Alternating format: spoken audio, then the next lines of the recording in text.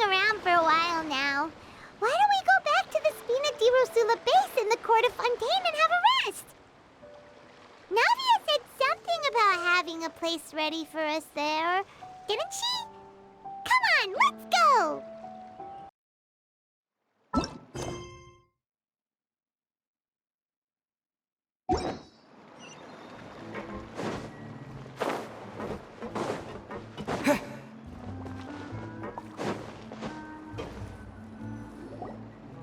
Yep, here's the room, and it's empty and waiting for us as promised. Navia is such a good person. Now that the serial disappearances case has been solved, no one's going to come after us for anything. Even without Silver standing guard, we can just completely relax. Why don't we stay and rest up here for a while? Even machines in Fontaine need to stop and recharge now and then. Oh, come on! This place isn't that bad. Besides, how often do we get to stay in an actual base? Oh, fine. Remember that detective story Paimon read before? Well, the author is about to release a new book, so Paimon wanted to buy it as soon as it came out and have a quiet place to read it. Yippee! Then it's agreed. Come on, let's get some sleep. We'll need to be up first thing in the morning to get in line and buy a copy.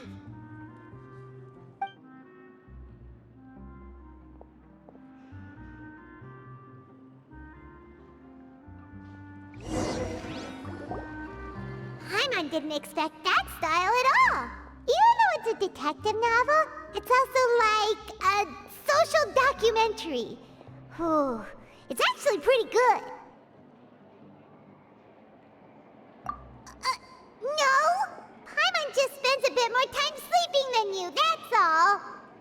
Excuse me, but do you know if the Traveler and Paimon are lodging here? Huh? Who are you? Paimon doesn't recall seeing you before. Wait, you're not here to give us trouble, are you? A blonde traveler and a chatty little fairy. Whew, looks like I found the place. Good thing I asked the Spina di Rosula. Seems they sent me the right way. Hey, what do you mean by chatty? Paimon's always careful not to talk too much. Most of the time, anyway. It's an honor to meet you both. I was sent from the Palais Mermonia. Monsieur Neuvillette wishes to see you. It seems he has something important to discuss in person. Neuvillette? He wants to see us again already? Huh. We talked so much the last time we met. Has something happened since then?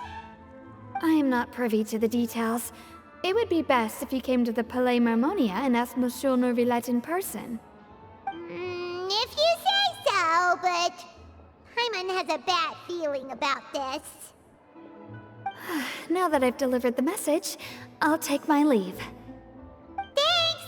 We haven't left the room for a few days, so we'll head over once we've freshened up a bit.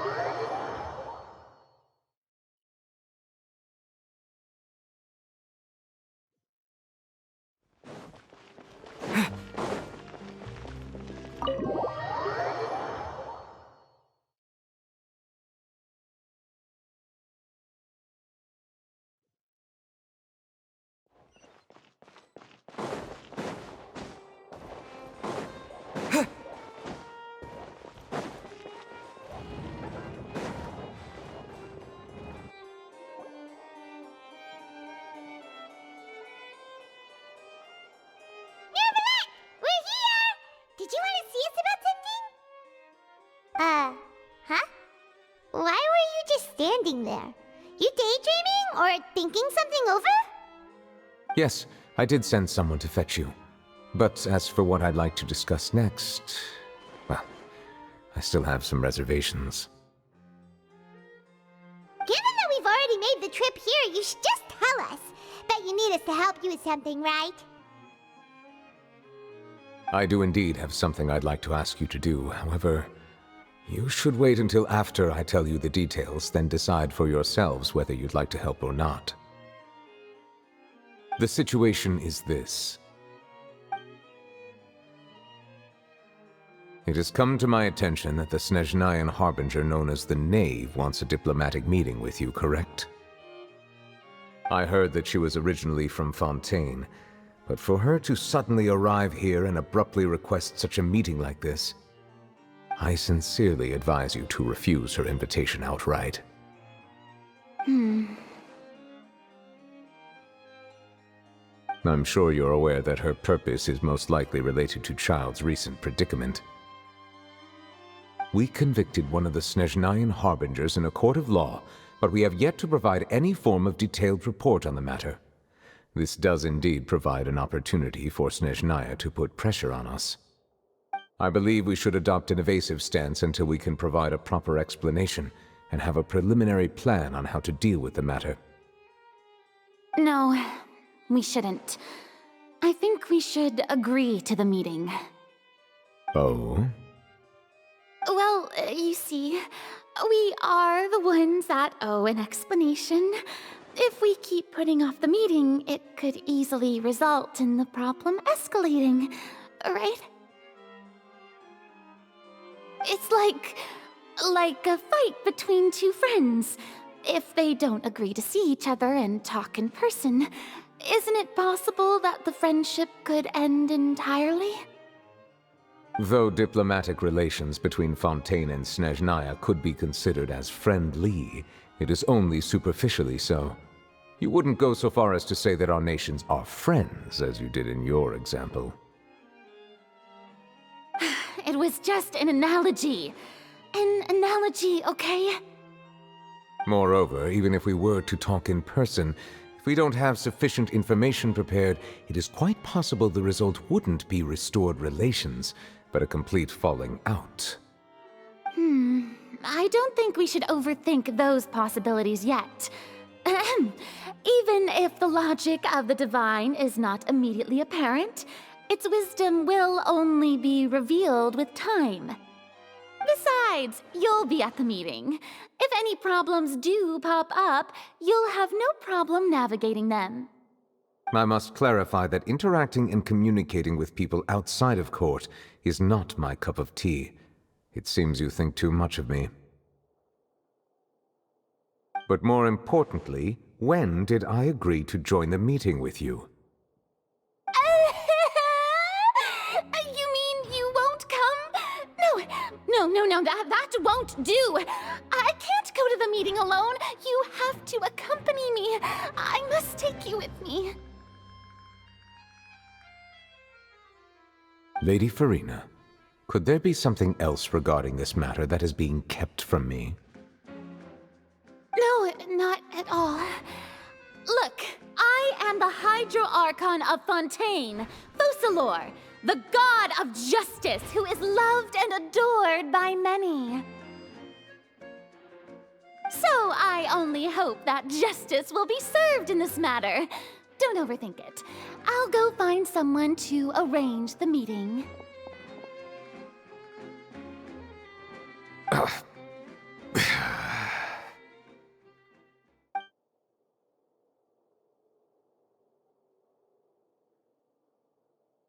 Though it could officially be considered a diplomatic conference, I prefer to see our meeting today as an ordinary tea party.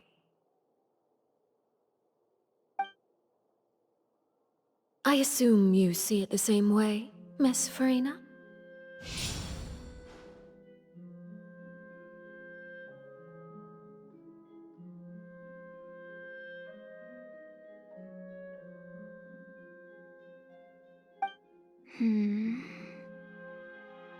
Lady Furina?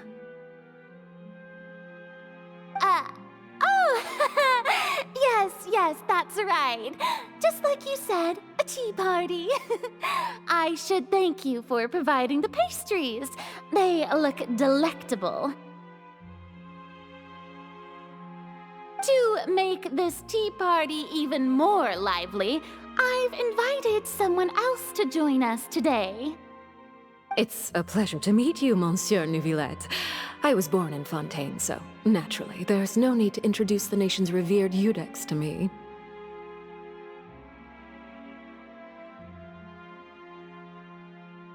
Hello. The pleasure is also mine. First, I would like to thank the two of you. I'm often away on business outside of Fontaine, and I'm told that the children of the House of the Hearth have been well taken care of by you.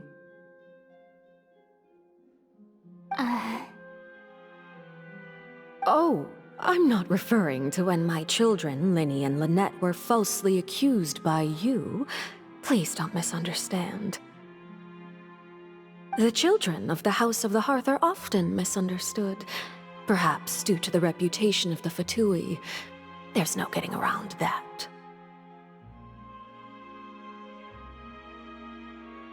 All I meant to say is that Fontaine has been stable in recent years. The people are well off and the children lead happy, fulfilled lives. That is something truly worth cherishing, and no one wishes to disrupt such peace.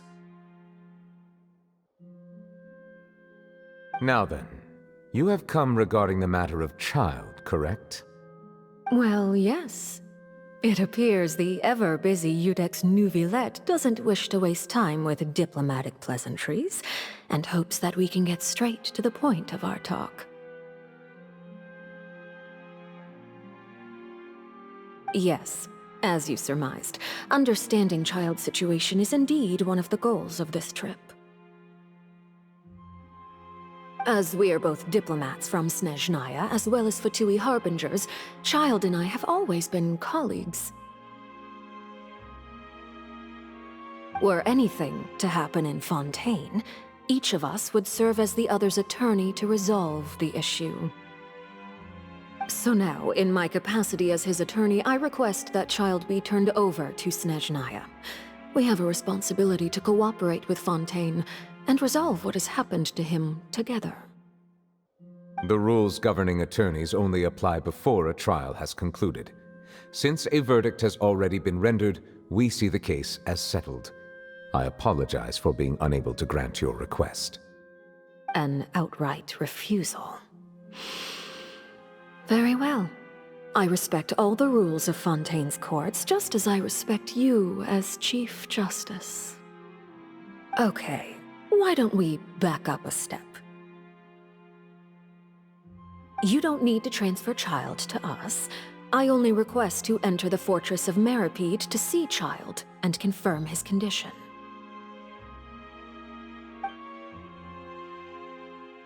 It's not like you couldn't even manage to fulfill a simple request like that. Right, Miss Furina? About that. The Fortress of Meropide has always been completely autonomous. Even we have no authority to interfere there, and diplomatic issues do not suffice as an excuse. However, if you absolutely must confirm the situation of the Harbinger, I have a proposal. The Knave showed up already? Well, Linny did say that Father will be returning soon.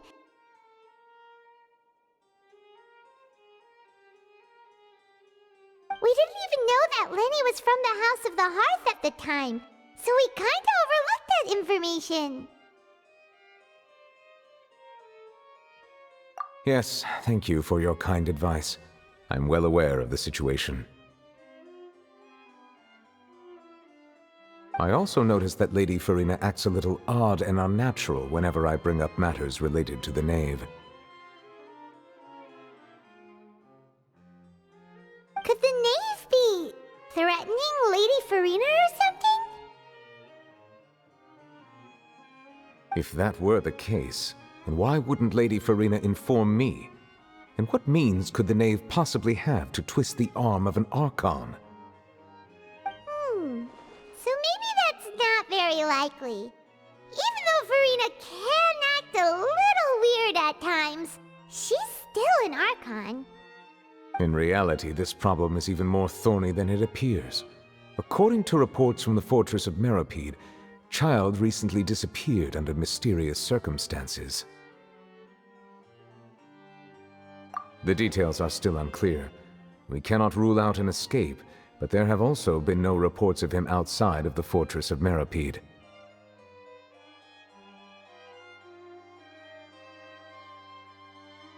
Special guards oversee the fortress, and its internal systems are extensive. Combined with the special characteristics of the surrounding terrain, an escape should not be possible. I suspect that there's something else behind Childe's disappearance. I was only willing to share this information with you because you are friends of Childe, and it is my duty to see justice done. So this is what you wanted to see us about before. Yes. I would like you to go to the Fortress of Meropide and investigate Childe's disappearance. This was my proposal during our meeting with the Knave. Rather than allowing her to intervene, I offered to send someone to find out about Childe's situation and report back to her in detail.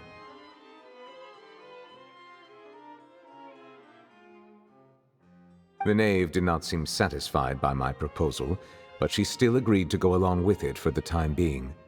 Her words were, "We will talk more once we have that report." So that means we bought ourselves some time.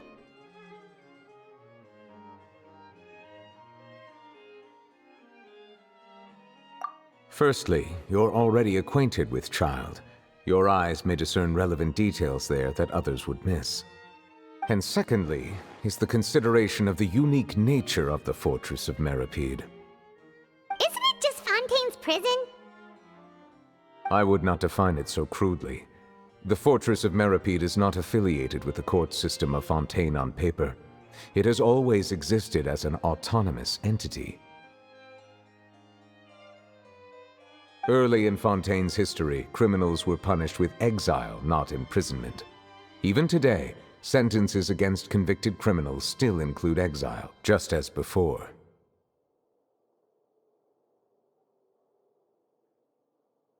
The Fortress of Meropide may seem like a prison, but it should in fact be regarded as a gathering place for exiles. All we do is dispatch guards to keep watch and help maintain security, but we have no right to get involved with any other matters. Although I do have a personal relationship with the administrator there, neither myself nor the courts have the right to be directly involved with the investigation, no matter how serious the grounds.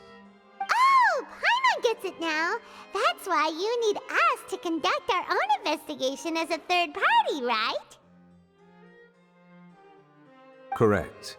I will arrange false charges against you so that you may secretly investigate inside the fortress during your detention. This will save us a lot of unnecessary trouble. So, are you two willing to accept my proposal?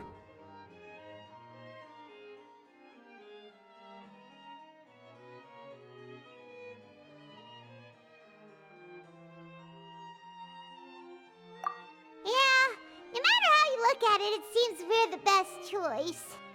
Alright, we hereby accept this difficult task. Reluctantly. You two have my sincere thanks. This matter is of critical importance to Fontaine's current situation. Also, I hope that both of you can keep this operation a secret. We will rendezvous at the Fortress of Meropide's entrance on Erinius once you've prepared yourselves. I will arrange for someone to take you inside. Prepared ourselves? Is there something we need to prepare? Perhaps you could enjoy a good meal and have a nice bath. I'm afraid that living conditions inside the fortress are nothing like those on the outside world.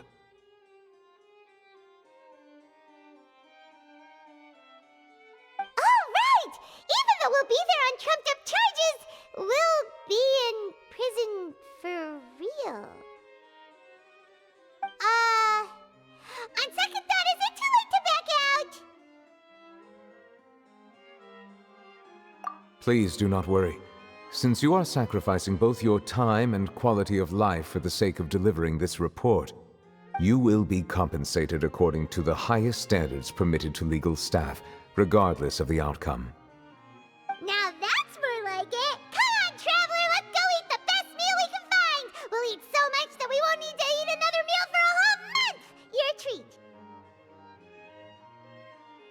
Are you leaving now? In that case, please take this cake as a token of my personal gratitude.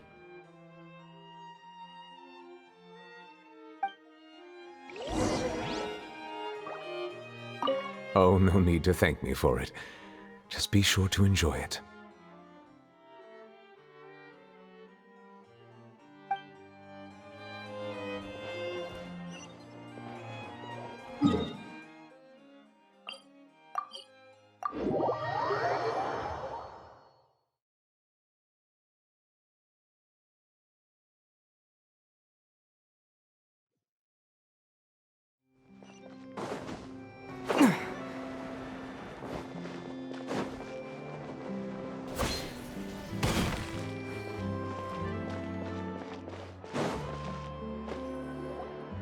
I'll have that, and that. Oh, and one of those two. Ooh, and no Fanta, thank you.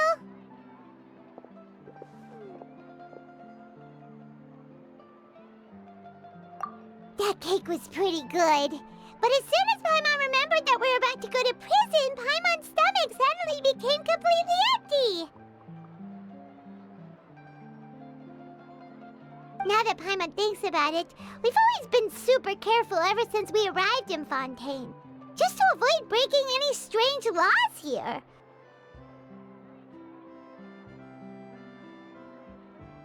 But here we are, about to willingly send ourselves off to the Fortress of Meropide. Maybe this is what they call fate. Let's just try our best to investigate everything quickly once we get there. Paimon doesn't want to stay in prison too long.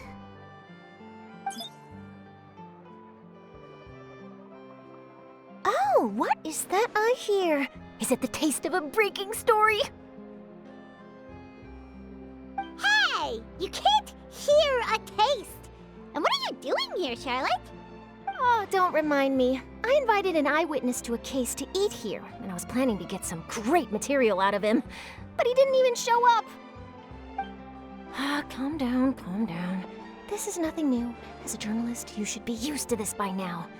As long as you can score some juicy tidbits from the Traveler, you might still be able to recover the cost of the meal.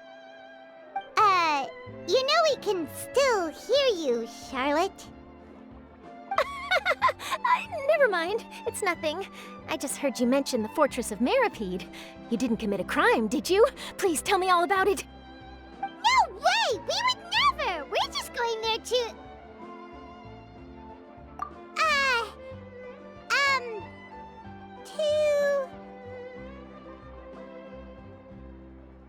Oh no! Paimon almost forgot that Neuvillette told us to keep it a secret!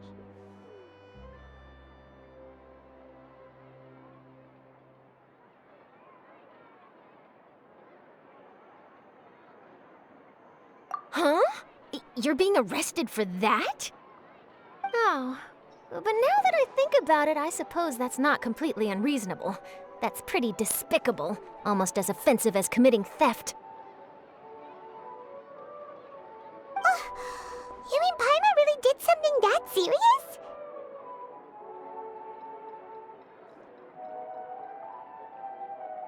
Sorry, Paimon really messed up. Well, in that case, it's nothing particularly newsworthy after all. Oh, how disappointing. Oh, right. There's still a chance. Since you're going to be at the Fortress of Meropide, would you be willing to help me gather some material for a story? About that, Paimon doesn't think we'll have any time.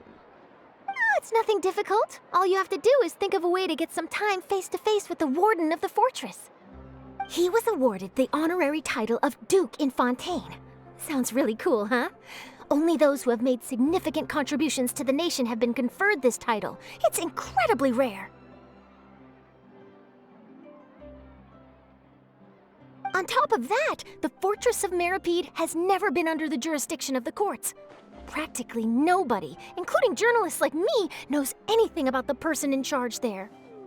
Oh, if I could write an exclusive article about him, I bet it would sell a boatload of papers.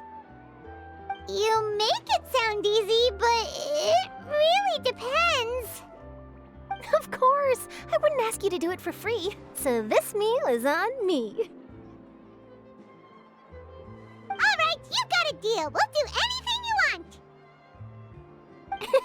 Then it's settled. The food should be here any second, right? Huh? Wait, just how much did you order?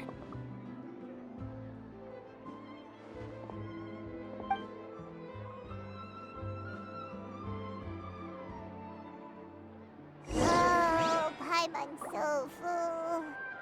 Well, guess we have nothing to regret now, so let's get going! Wait. Paimon just said something really ominous, didn't she? I had no idea you could eat so much. That didn't go according to plan. Please, please, don't forget about the material for my news article. The tea here just keeps...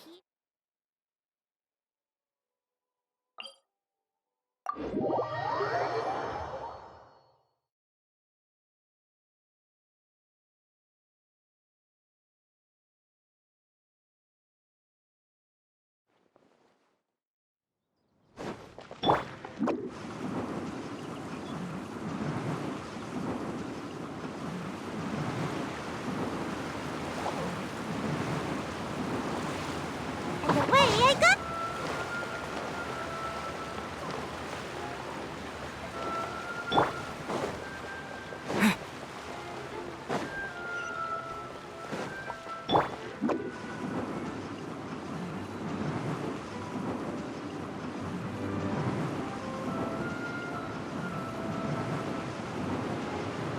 I'm out of here! Huh, All right, Neuvillette, we're ready. Is this where the entrance is? You have come, just as promised. Yes, this is the one and only entrance to the Fortress of Meropide from Arrhenius. Careful. You may want to step back a bit. Ooh, so you have to go down from here? Is the prison underwater? Utilizing both the barrier of the water as well as the fear humans have of the depths, the Fortress of Meropide is naturally the perfect place to confine and guard criminals. But do not worry. It is not nearly as frightening inside as you may think. You will see for yourselves once you are down there. Paimon hopes you're right. Don't know about you, but just thinking about being at the bottom of the sea like that gives Paimon the heebie-jeebies. Oh, and there's one more thing. I mentioned that I have had personal dealings with the administrator of the fortress, Wriothesley. He's a very shrewd fellow. Yeah, we heard about him too. He's that Duke, right? Correct. He is the highest-ranking manager of the underwater prison. Even though you are going there to investigate at my behest, it would behoove you to avoid any confrontation with him or any of his subordinates. The Duke rarely ever leaves the Fortress of Meropide, but that does not mean he is not privy to all that is happening inside and outside the fortress. He is quiet, but not unaware, so please bear that in mind. All right, that's about all the time that we have to talk privately. I'm counting on you two. Don't worry, we won't let you down. Good. Madeline! I'm here, Monsieur Neuvillette. These two are the newest convicts, I presume? Don't worry, they won't escape on my watch. Like we would try. Please follow me, you two. I'll process your paperwork for entering the Fortress of Meropide.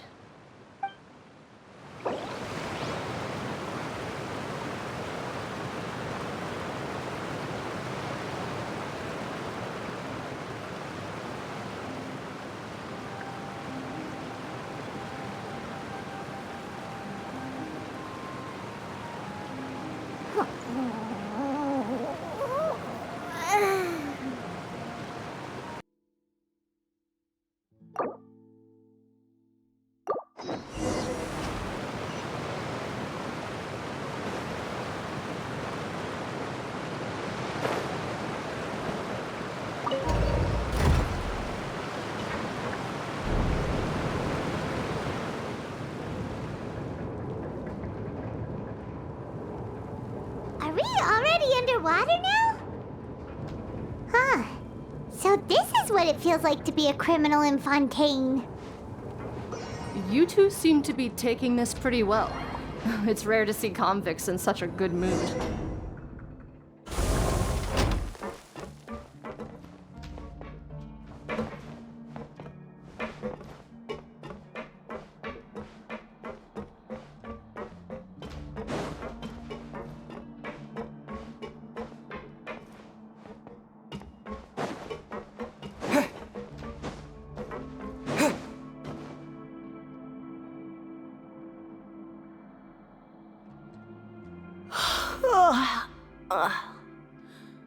Oh, it's you, Madeline.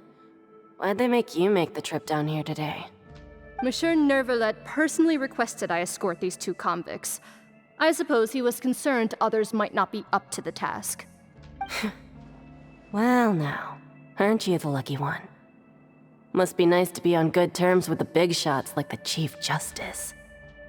The only people I get to see every day are the new inmates. Well, have you tried service with a smile? Who knows, it might help your professional reputation. Yeah, right. As if. Every criminal comes through here looking miserable. How can I smile with such a toxic work environment? And even if I did smile at them, the convicts would probably just think that I'm some freak getting some kind of twisted enjoyment from their pain. Oh, she's got a point. Well, I've finished transferring you. You two will register here, and Marette will guide you through the remaining procedures. Yep, I'll take it from here. You head on back to that bright and sunny world above. Okay, let me see. You are the Traveler and Paimon, correct? That would be us! Let me confirm your charges and sentence. Let's see. You two are charged with eating a cake specially prepared for the Archon by a Snezhnayan envoy without the Archon's permission, thereby incapacitating the political center of Fontaine for a brief period. Sentence: 45 days? Huh? Wait, you mean the cake that Neuvillette gave us was... Just looking at the charges, it seems you two are capable of causing some serious trouble. And considering how fond Lady Furina is of sweets, this crime is tantamount to trying to assassinate the Hydro Archon herself. Now I've seen everything. Anyway, we still need to finish processing you before you can enter the Fortress of Meropide.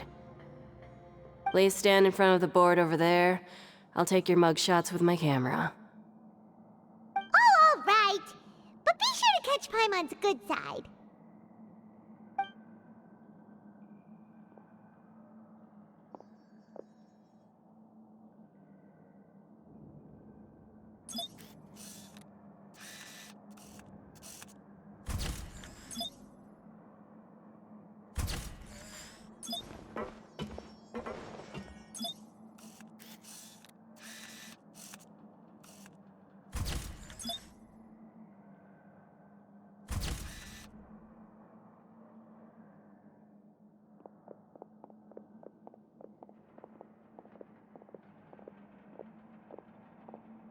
And we're done. Thank you for your cooperation. Next, someone will be along to guide you inside the fortress. Please be sure to cherish this opportunity for rebirth. Huh? Rebirth? Isn't that a little much? We're only gonna be here for 45 days! You two are the new inmates, right? Follow me. Oh, okay! Paimon is Paimon and this is the Traveler! Save it. Not like I'll remember your names. Move it.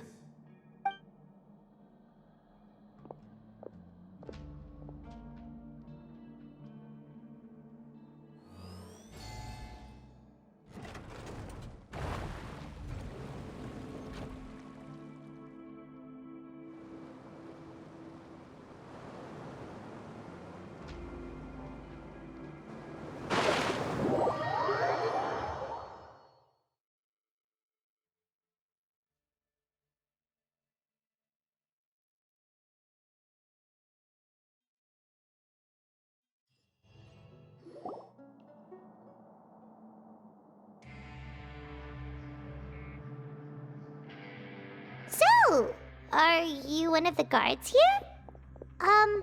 Is there anything we should be careful of while we're here?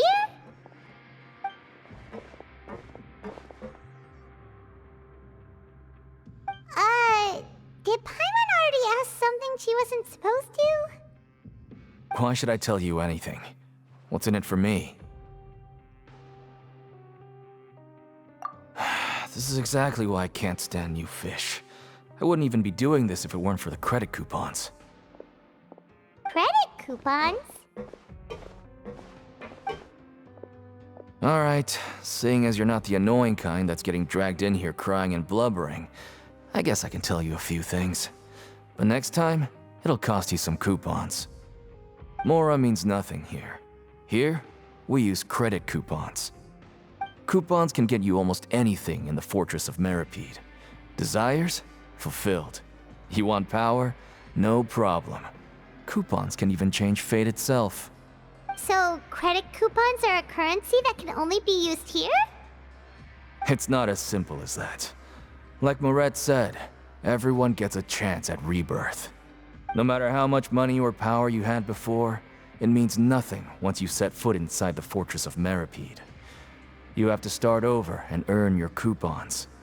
Everyone starts from the same place, and you have a chance at a new, less terrible life. I guess that's the real purpose of the coupons. They symbolize true fairness and true justice. And this is also exactly why so many criminals choose not to return to the outside world, even after they've served their sentence. Oh, so that's what the Fortress of Meropide is like. Huh. Paimon was under the impression that it'd be more like a prison. It certainly ain't all sunshine and roses here, but it's also not the worst place to be. You'd better take a good look at the scenery now. It'll be the last chance you get for a while. After being away from the sunlight for so long, even the terrifying depths of the sea start to feel like home. It just stops feeling oppressive, you know? Oh, I'm actually an inmate like you two. Welcoming newcomers is a job I've picked up to earn some extra coupons.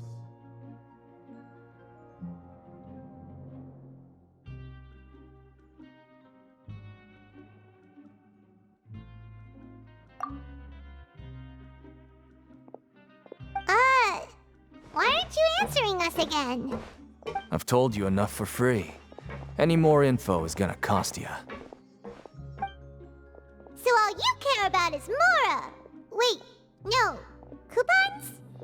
Almost there. It's down through here. Your turn to give it a try.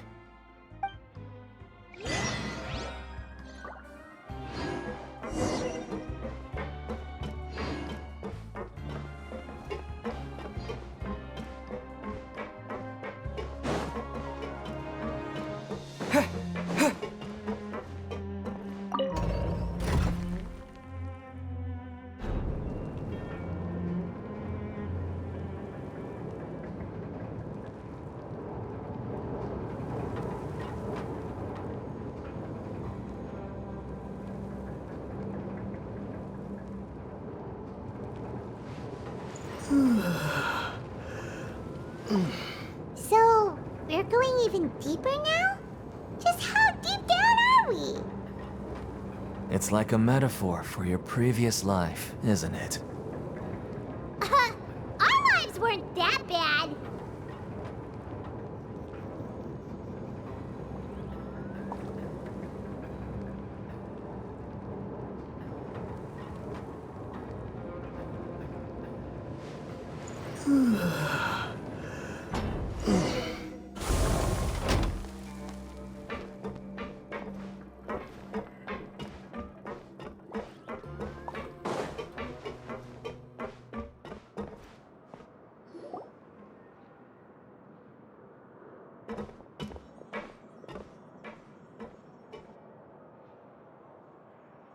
So this is the actual entrance to the Fortress of Meropide? Huh. It looks like there are other new arrivals, too. Oh, they sure don't look happy. Maybe we look too relaxed for fresh convicts.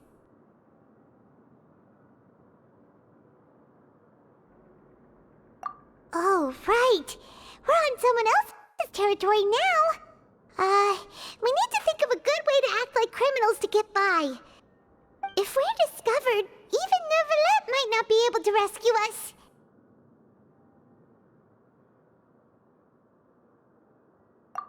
Hey!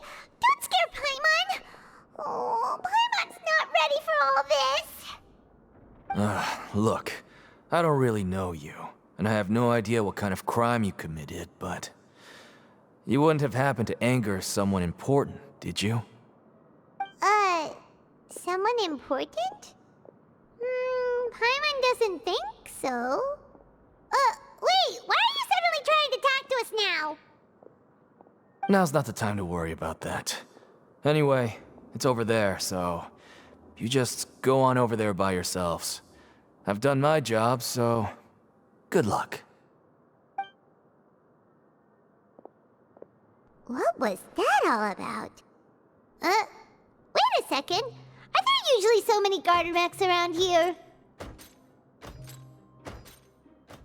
They're already onto us? Prisoners numbers 7459 and 7560. Welcome. Oh, no need to be anxious. These Gardermechs aren't here to attack you. In fact, they're here as your honor guard.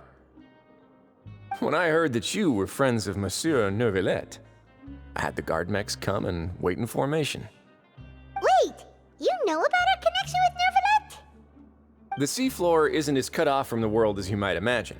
However, I'm afraid that I know nothing more than that you are friends of the Udex.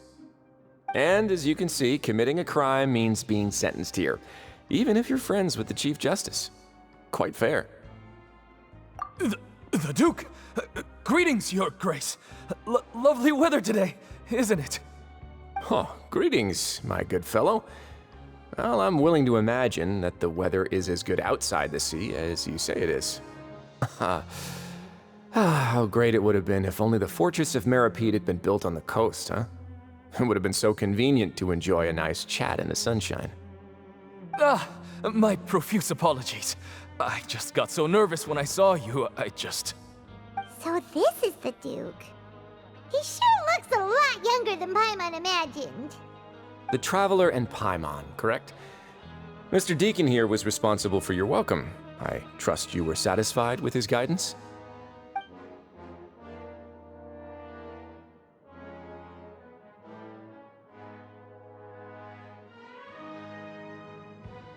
Outstanding. Well, Deacon, I recall we discussed fate during our last work meeting, I believe that fate will reward all those who take every aspect of their work in life seriously. When you return to your bunk, you'll find the guards have issued some extra credit coupons to you. Oh, thank you. Thank you, Your Grace. Oh, and you too. I can't believe you gave me such praise. If you need anything in the future, anything, please, come find me anytime. No credit coupons necessary. Well, I believe that concludes the introductions. We've already taken enough time here. Deacon, if you would. Yes, Your Grace. I'll take my leave now.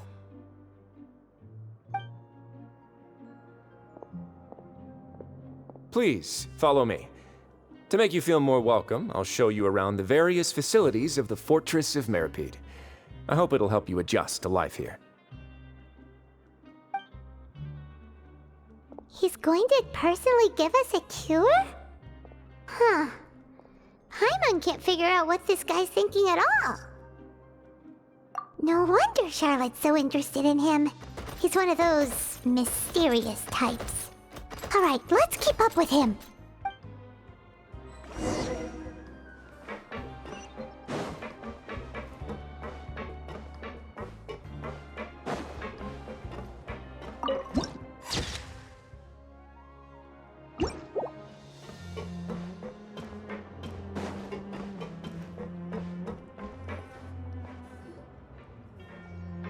There's no need to be so reserved.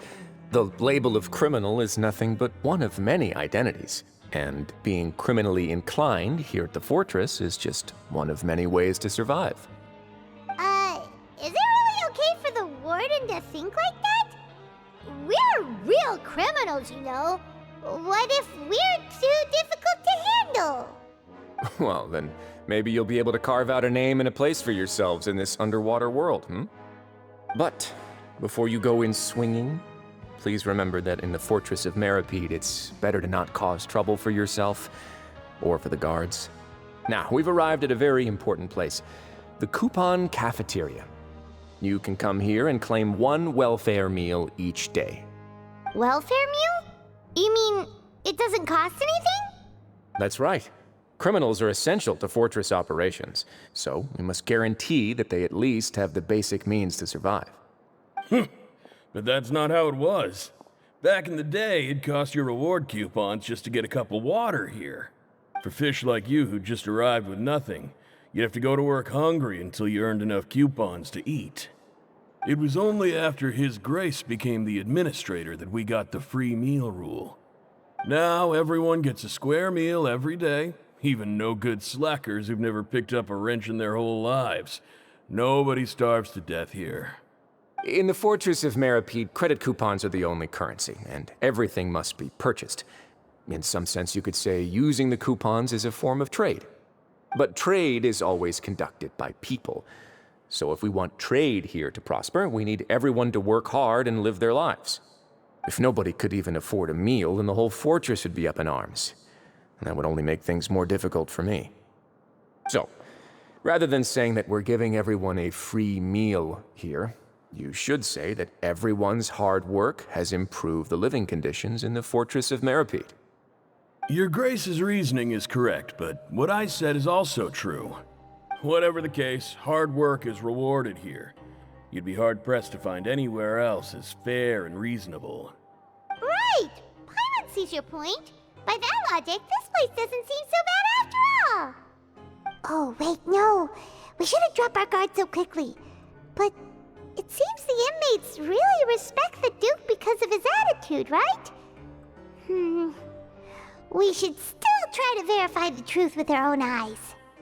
Let's continue this way.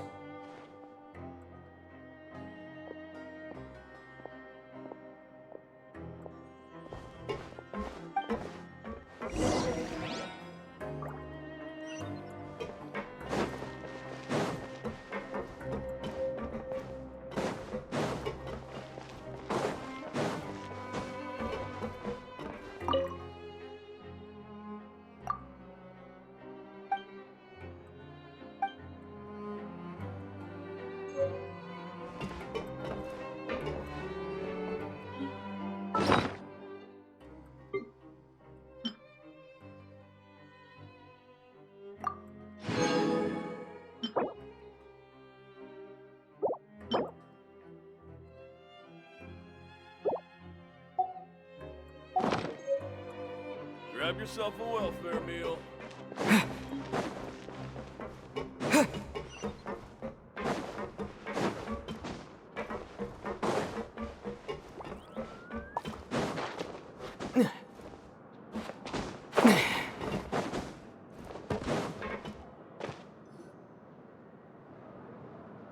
This place is known as the Pancration Ring. Sometimes we have criminals who have more energy than they know what to do with.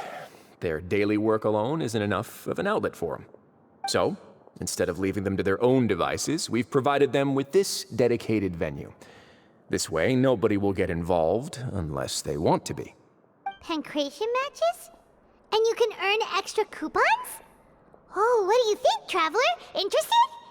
But I must warn you that your sentence will be extended if you fail to restrain yourself and end up seriously injuring or killing your opponent.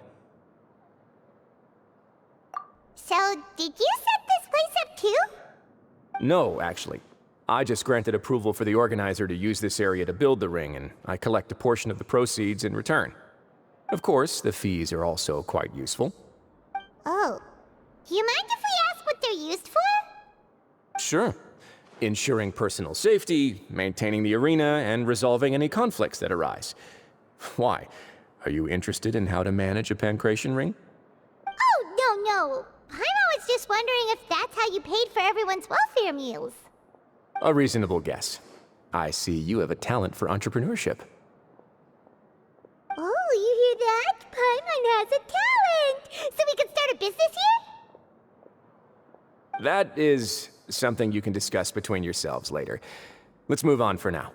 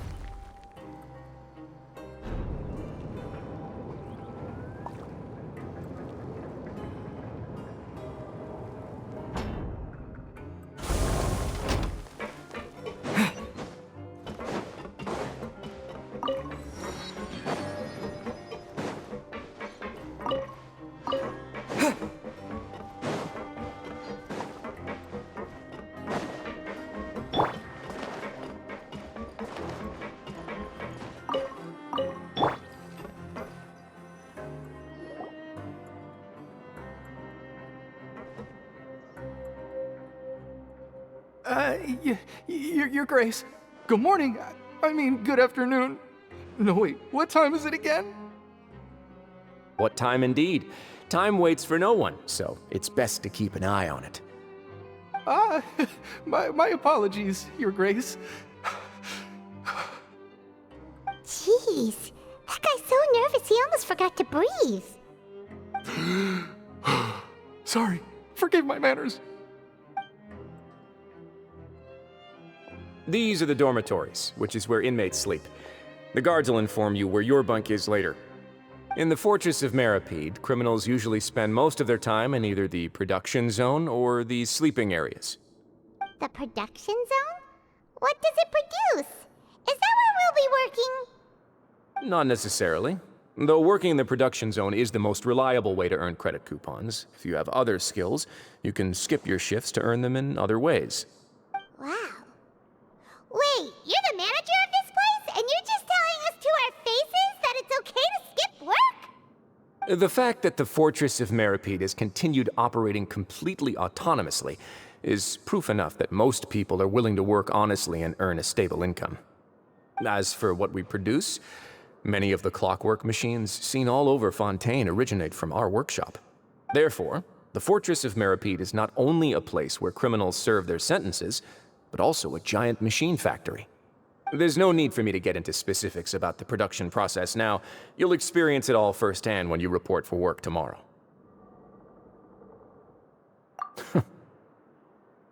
Let's move on. The tour continues over this way.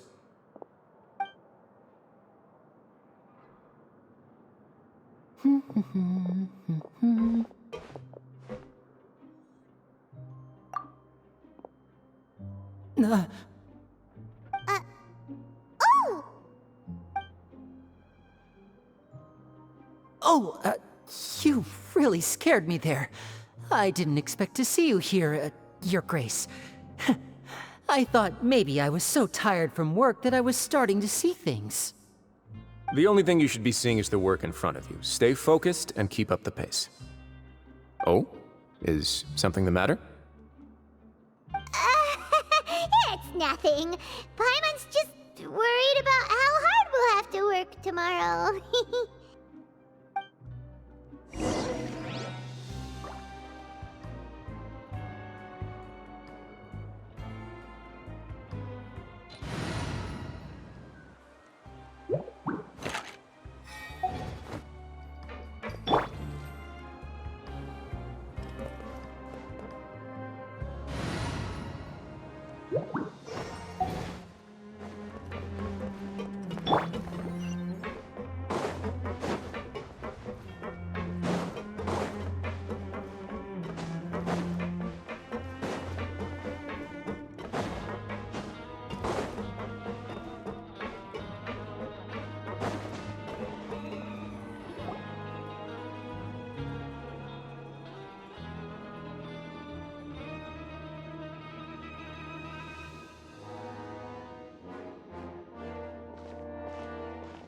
Your Grace? What are you doing in the infirmary at a time like this? Oh no, you didn't injure yourself, did you? Not yet, unfortunately for you. But thank you for your concern, Siegeween. Oh, to? Allow me to introduce you. This is the infirmary, and Sigewinne here is the Fortress of Meropide's head nurse. Hello, new faces. They call me the head nurse, but I actually handle all the nurse-related work all by myself down here. Since you seem to have some rare downtime with no patients, perhaps you could find the time to join us for dinner? Oh, then these two must be some important convicts. Sure, I'll join the welcome party. Thank you. Your presence will be the pièce de résistance for today's tour. Oh, so the tour part is over now? I believe I've already covered the primary aspects of life here in the fortress. As for your work, there'll be someone else to guide you through the details. Is there anything else? I seldom conduct tours, so why don't you just ask if you have any questions? Well, this is our first time here. Paimon's not sure what to ask. Then let's head back to the coupon cafeteria. Maybe a meal will help you think up some questions. You should at least try to be excited. Our free meals are actually pretty good here.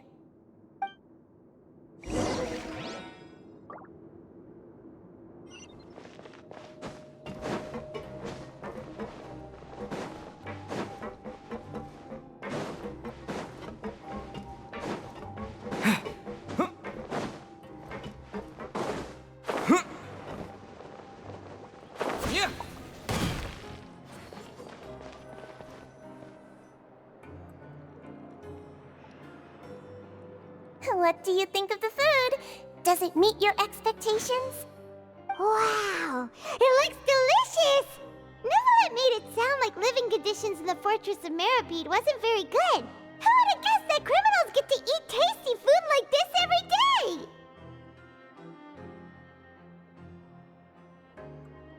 Oh, isn't that the meal box that only super lucky people manage to draw? Seems like you two are quite fortunate. It actually has nothing to do with luck in this case. I had a word with Walsey, so you didn't have to draw lots like everyone else. Oh, you mean the meals are random? Yes, what you get to eat depends completely on your luck. You could say that it's a distasteful little game that Chef Walsey likes to play here in the cafeteria. Paimon knew it! If criminals got to eat tasty food like this every meal, the crime rate in Fontaine would skyrocket for sure! Excuse me, did I hear you mention Neuvillette just now? I've been wondering how he's doing. Is he busy with work? Has he been taking care of his health? He seems healthy no matter how you look at him, but he works so hard all the time, so it must be really tiring. Sounds like he hasn't changed a bit. Looks like you can stop worrying so much, Sigewinne. Oh, that's good. But I still feel like it's been too long since I've heard any news about him. No news is good news. Maybe next time I've got something to discuss with him, I can invite you to accompany us. But isn't the Fortress of Meropide independent from Fontaine's court system? What do you two have to discuss? Well, we provide all kinds of mechanical products for official use, and some essential goods have to be obtained from the overworld, so we naturally have to stay in touch about this and that. Monsieur Neuvillette's character is unimpeachable. No matter the question, you can discuss it openly and freely with him. Talking with him feels quite effortless. In light of that, I am quite willing to go out of my way to show respect and accommodate him. In fact, right now, I'm treating you two as guests invited by Monsieur Neuvillette. But unfortunately, I can only do so until the end of this meal. After this, you two will just be inmates here. You're very welcome. Well, your new life awaits.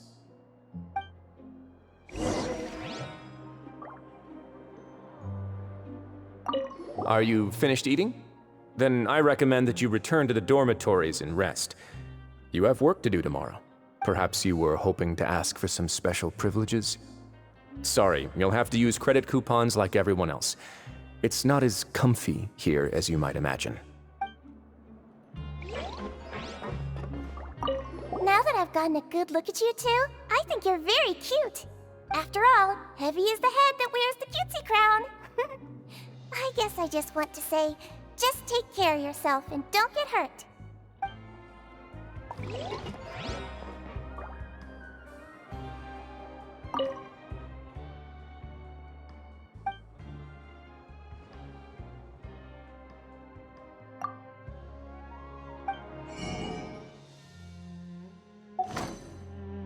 Grab yourself a welfare meal.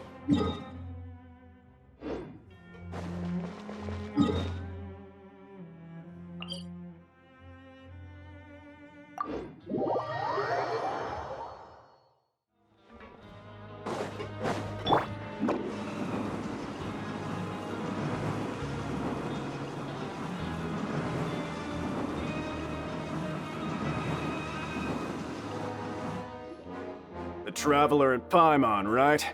Listen up. As new inmates, the only thing you need to worry about is what to do and when to do it. Don't make any extra trouble for yourself. Your bunks are right over there. Follow me.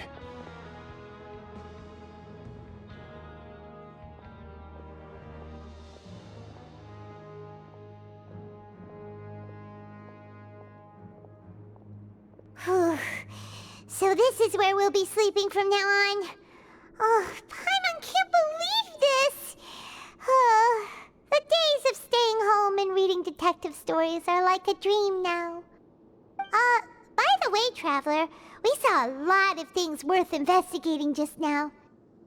Even though the Duke didn't say it too directly, judging from what he said at the end, it seems that he was only welcoming because we know Neuvillette. We are criminals, and Paimon did eat that cake, but we're actually here to help Neuvillette.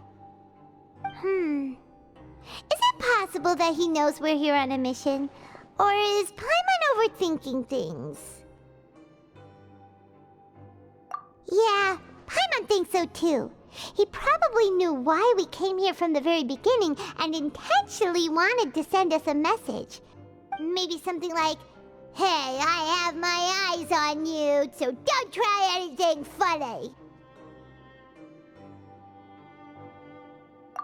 Yeah, you're right. It's not like we can go back to Neuvillette empty-handed and say, "The dude looks scary, so we gave up." And besides, the Duke said that he was willing to go out of his way to show respect for Neuvillette, right? So, we at least need to try. But Paimon hasn't gotten a clue where we should start our investigation. You mean... Yeah, that's what Paimon was thinking too! Paimon almost spilled the beans when we ran into him. Fortunately, based on his attitude, it looks like the Duke sees Linny as just another inmate. We worked so hard to help clear Linny and Lynette's names, and yet we turn around and BAM! He's in prison anyway! Oh, right! Linny and Lynette are from the House of the Hearth. They work for the Knave, so they could be here to investigate too!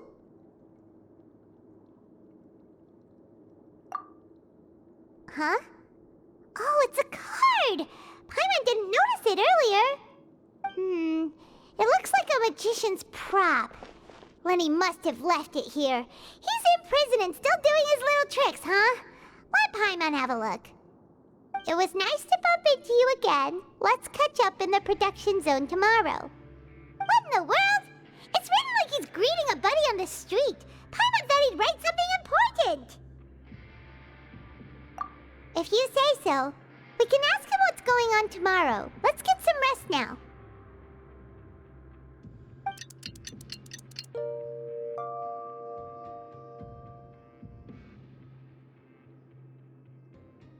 Hey, you're finally awake! Well, it's Paimon's first day as a prisoner. Last night, Paimon dreamed about getting interrogated by the guards until Paimon told them everything, and then Paimon woke up. Hey, come on! It's just a dream, okay? Paimon wouldn't really squeal. Maybe? Hey, lazy bones! What are you still doing here? If you don't want to starve, then get yourselves over to the production zone. Sorry! We're going right away!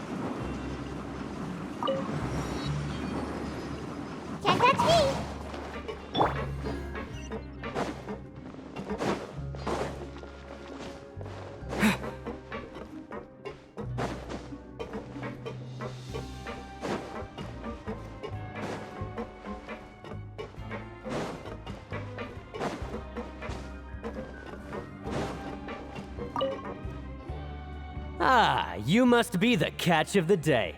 Looks like you've got some luck getting assigned this space. Yep, we just arrived yesterday and...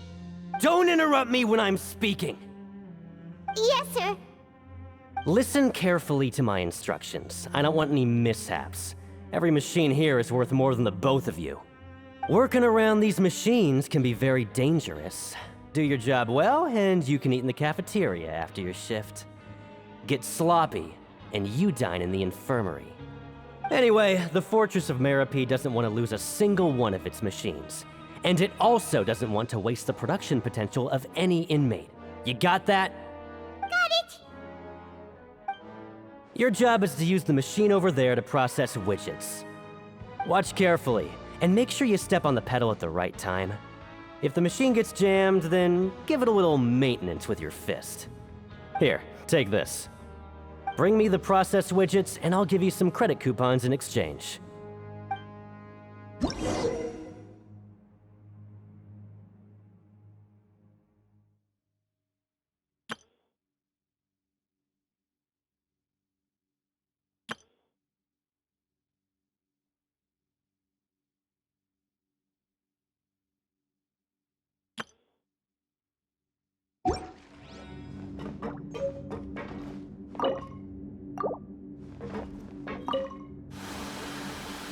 So if the machine gets jammed, you just need to attack it to fix the problem.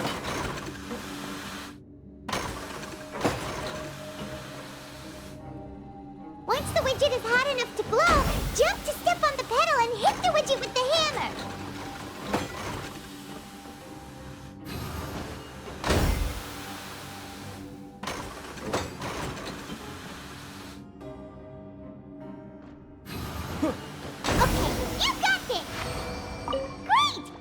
Report back to the foreman and give him the processed widgets! This one is tolerable. Though since the processing is done by machine, the product is all pretty much the same anyway. Alright, I'll pass you for now. And we'll count up how many credit coupons you've earned.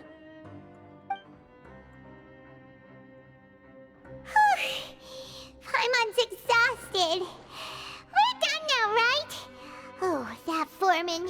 He's so scary that Paimon couldn't even speak. Ugh. Even though Paimon's starving and wants to head straight to the coupon cafeteria, we still need to meet Lenny first, right? He probably just finished up his work, too. He should be around here somewhere.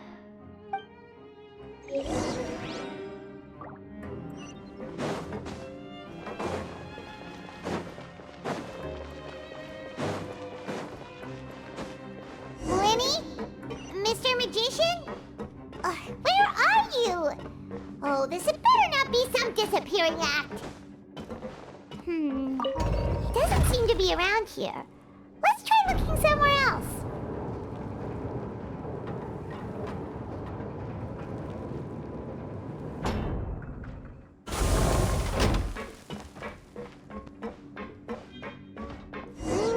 Where could he be? Did he decide to slack off and sleep the day away? Learn the safety rules by heart.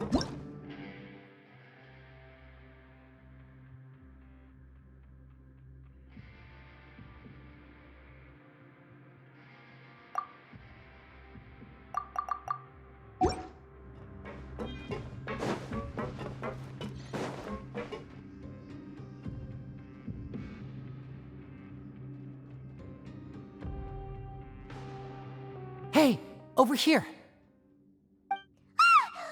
Oh, you scared Paimon! How did you appear out of nowhere like that? Oh, you scare so easily now? Is there something worrying you these days? You little... The only thing we're worried about was trying to find you. Sorry. Come over here and keep it down.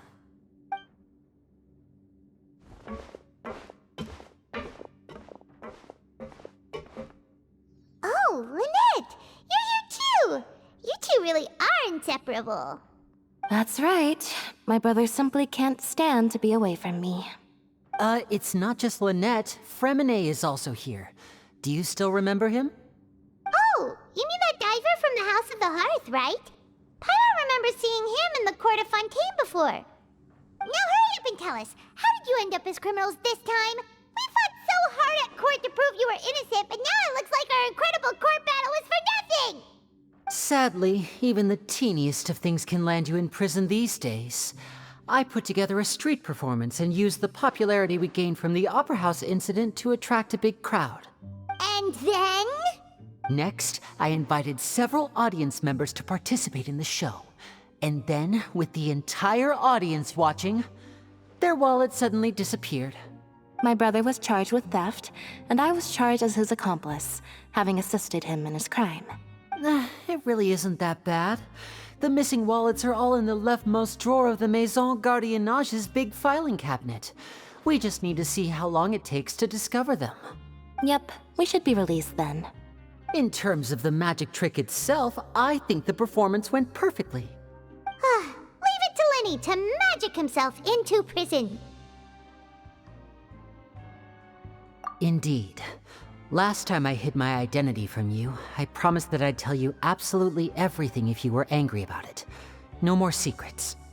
So I don't plan on keeping anything from you this time either. At the moment, the House of the Hearth's interests don't conflict with yours at all. We were instructed by the father of our house, the Knave, to come here and conduct an investigation. Told you so! See? Paimon guessed right. As for what we're investigating, perhaps you haven't heard, but the Fortress of Meropide hides a secret. Some even say that the entire fortress exists just to protect it. The House of the Hearth has been investigating this for a very long time, trying to uncover its mysteries. But recently, all of our informants, including the ones that had infiltrated the guards, suddenly vanished and have not been heard from since. We believe that this is a direct provocation, and it's the reason why we came here. Father has somehow managed to confirm that Focalors does not have Fontaine's gnosis. Huh? How did she manage to learn information that important? Father has her ways. Many of them are beyond our imagination, and we've never had the chance to see her at work. But we trust her conclusions. It was this information that led us to suspect that Fontaine's gnosis might be in the Fortress of Meropide and is related to that secret. So it's all about the gnosis again. Well, that's about it from our side. How about you two? Did Monsieur Neuvillette send you here? Bingo! The Knave has been applying a lot of pressure. She wants to know what happened to Childe, so we came here to investigate. Traveler, are we allowed to tell them?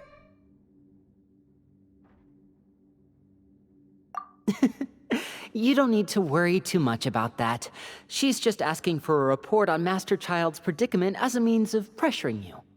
Father used this situation as a pretext to negotiate with two high-ranking officials in the court of Fontaine. She actually just wants to be able to make concessions on this matter for gains elsewhere, almost like a bargaining chip. Sometimes you need an excuse to do things you otherwise couldn't. And a harbinger is more valuable than you might imagine. Of course, it's not a complete farce. If we do manage to find out what happened to Master Childe too, then diplomatic relations with Fontaine could improve, and Snezhnaya might even be able to adjust its stance a bit. Is it just Paimon, or does it feel like we're the only ones who actually care about Childe's situation? The relationship between the Harbingers must be as bad as ever. I wouldn't go that far. Father just has different standards than we do when it comes to what can be sacrificed for an advantage. By the way, I have a suggestion. Why don't we team up? Even though we have different objectives, we're both here to investigate the Fortress of Meropide.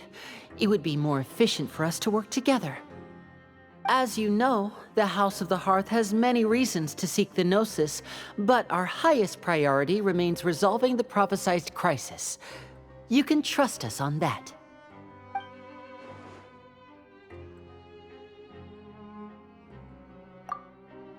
See, I told you. Is that so? Sure enough, it won't be easy to convince them to cooperate with us. Lenny seems to be thinking pretty hard about something. Of course he is. Lenny has been looking forward to a chance to reach an understanding with you ever since last we met. Or, I should say, we were really looking forward to teaming up with you this time. Lynette, just tell them everything, why don't you? It's okay to open up a little.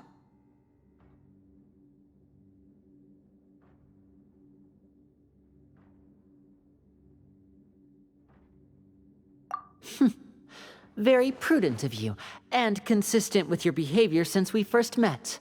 That's reasonable enough, and I agreed to cooperate on these terms as well. I was prepared for the worst, but you were actually more agreeable than I anticipated.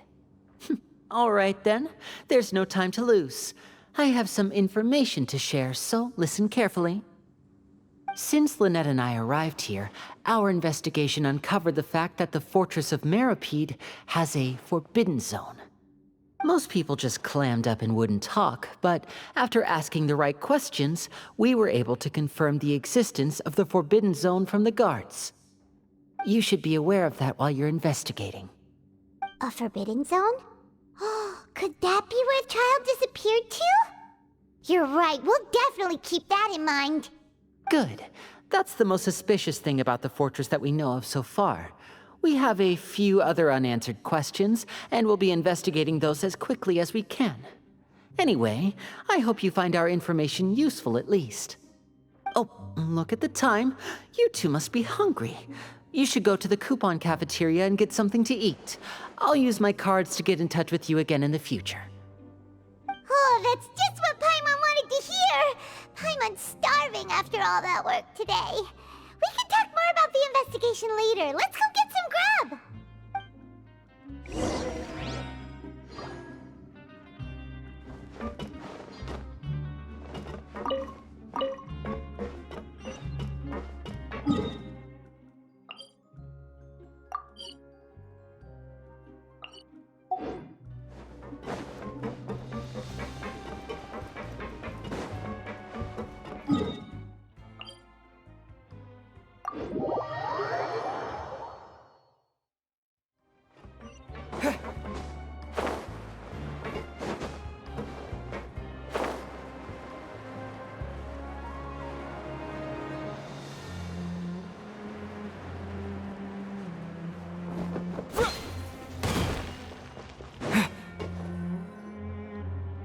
Oh, he wasn't kidding. Today's meal is nowhere near as good as last time. Oh, who knows how long it'll be until we're lucky enough to get that super tasty meal again. Forget about it then. We'll just deal with the regular food for the time being. Let's just get out of here as soon as possible. But life here doesn't seem all that bad. Other than the foreman being kinda mean and the work being pretty tiring. You think so, mate? If I had a coupon for every fish who said that. Seems you fishies still haven't learned your lessons from your life up on the surface. If you take things at face value, then by the time you reach a dead end, you won't even know how you ended up on that road in the first place. I like your attitude. I can, let you in on a little something. Everyone's been telling you to just follow the rules and not cause any trouble for yourself. Am I right? But what they don't tell you is that the rules aren't exactly what they pretend to be. The rules for being a prisoner. The truth is, this place has a lot of hidden rules. Huh? Hidden rules? What do you mean? Not everyone knows about those rules, but whether you know them or not, once you break one, you might encounter something even worse than death. Really? Oh, now you're really scaring poor Paimon. Don't joke around like that! Of course. And I'd say that just disappearing would be one of the better outcomes. Oh, you mean that if there really are hidden rules, then Childe's disappearance might have something to do with that? In that case, would you tell us some hidden rules? We definitely want to avoid breaking them. Come on, mate. This is valuable information. The difference between life and death. Do you really think you can just ask and I would tell you? Paimon understands, but coupons yet. Yeah, I know. Not like I'm going anywhere. Just come talk to me after you've saved enough. Moreover, you're new fish, freshly caught, and completely out of your element. What'd be the point in even telling you anything before you've gotten a handle on your new lives? Come and find me once you've been here longer. I'm usually around the rag and bone shop. Just call me Vidoc. Bye-bye now. He left. Just like that. Huh. Do you think he's just trying to scare us into buying fake information from him? Yeah. It might be a good place to start in our investigation. Hidden rules, huh? But, like he said, we don't have any coupons and we're still not familiar with this place. Oh, there's nothing we can do about it now. Ah, we were so busy talking we almost forgot to eat. Even if it's not the best, it's probably better while it's warm. Come on, dig in before it gets cold.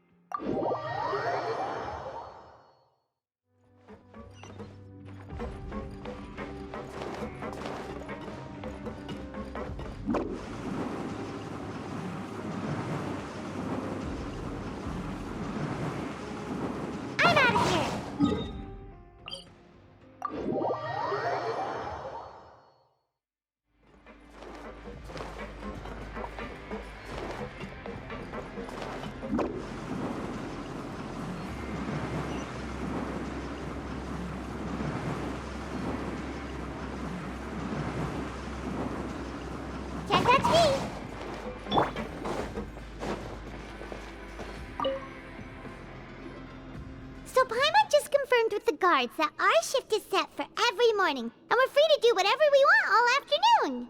But it seems like most of the other inmates choose to continue working through the afternoon to earn more credit coupons. Oh, and they also said that you can use coupons to skip work in the morning and free up your time. They weren't kidding. Credit coupons really can be used to do anything here.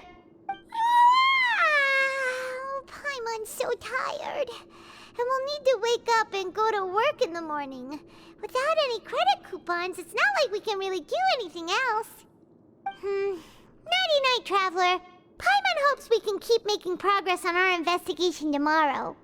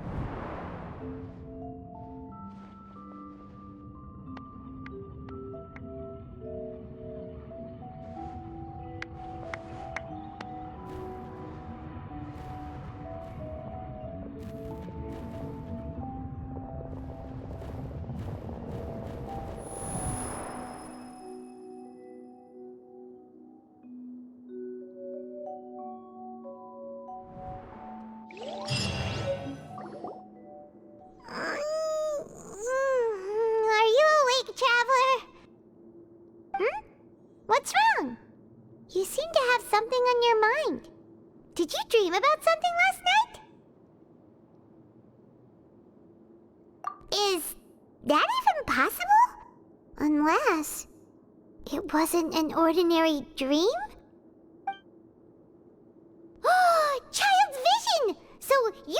with you this whole time? Maybe the vision connected Childe's consciousness to yours. And our investigation has its first major breakthrough! Good thing you brought the vision with you here.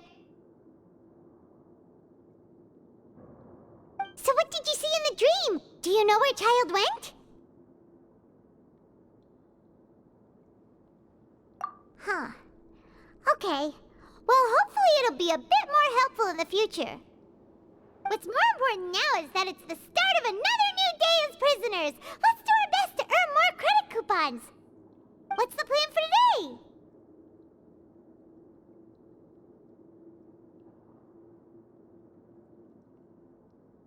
Let's go! It's time to start working. If that guard Fielding catches us skulking about, he's sure to give us an earful.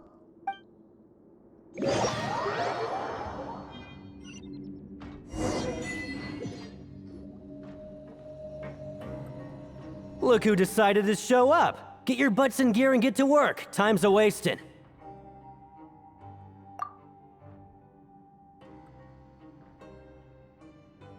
Good, here you go. Remember to give me the widget once you've finished processing it.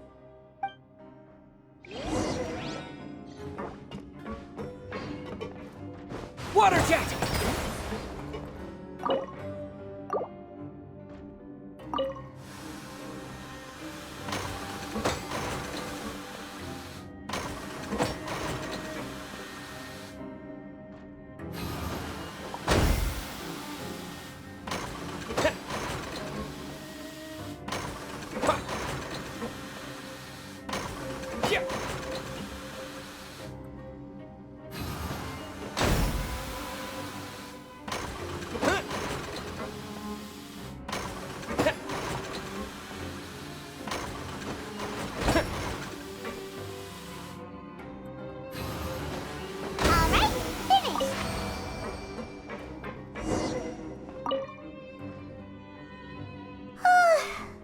On speed.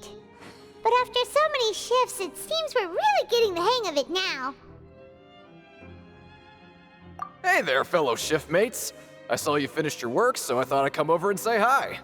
Oh, hey there! We've seen you before. Your assigned workspace is really close, isn't it? That's right. The name's Rowan. This past few days, I couldn't help but notice the new faces working nearby. I guess we were destined to meet. I've been working here for almost 15 years. Even the foreman, Grainville, always calls me Chief. Whoa, you've been working here a long time, Chief. If there's anything you'd like to know, just ask me. I know the work here in the production zone better than the back of my hand. All right, Chief. We'll be sure to come to you first.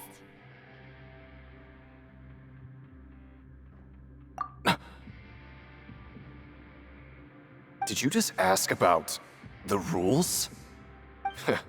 Pretty sharp for newcomers. You've already heard about the rules, huh? Who'd you hear it from? Alright. Seeing as I'm the one who came over here, you're already calling me Chief. I guess I can tell you a little. Truth is, you two keep working like this, you might be putting yourselves in danger. Huh? Wait, there's even a rule about that? What would have happened if you never told us about this? Well, it's usually not that easy to break one on accident. The conditions of the hidden rules are usually pretty specific. But once you do break one, bad things happen. If you work continuously in the production zone for 3 days, and if all you do besides eating and sleeping is just work, then something bad will happen during lunch on the 3rd day. Huh? Like what? Oh, don't scare Paimon! If I knew that, then I wouldn't be standing here talking to you, now would I? You mean, even you have never tried working 3 days like that before? There's actually a legend about this rule. They say that there was a worker who worked way harder than me. He was both efficient and eager on the job, and most other workers couldn't hold a candle to him. One time, he tried to test his limits and worked as long as he could. Then during lunch on the 3rd day, he disappeared into thin air, as if he'd evaporated. Later, some people went and asked some of his past friends about him, but they said, never heard of the guy. What the? How could that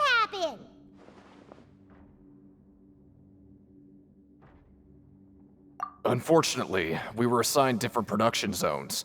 I never saw for myself what he looked like. Wait, are you thinking that it was... Huh? Oh? You... Listen, kid. This ain't the kind of thing you should be curious about. Let me tell you, you're better off forgetting about it and looking after yourself. Now I kind of regret ever telling you. Yeah, I agree with Chief here. Do you really want to try?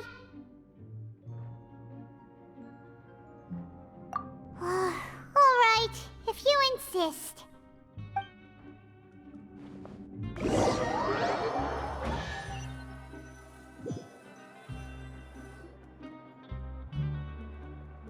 Oh, just a regular meal set.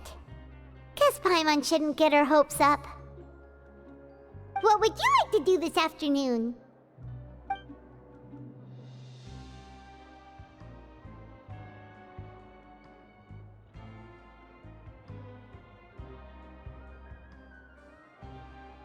Knowing Childe, he must have been there all the time.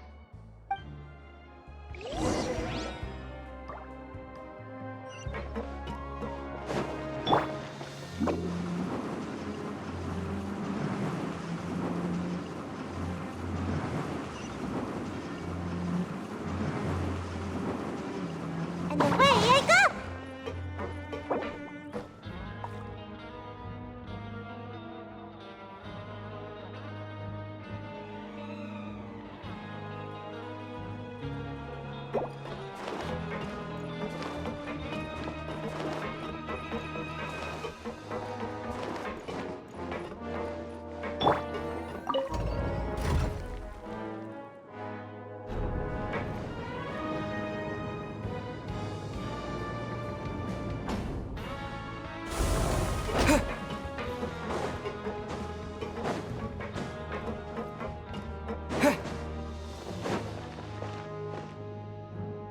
Oh, you must be the Traveler, huh? Sorry, mate, but competitors as strong as you are prohibited from participating.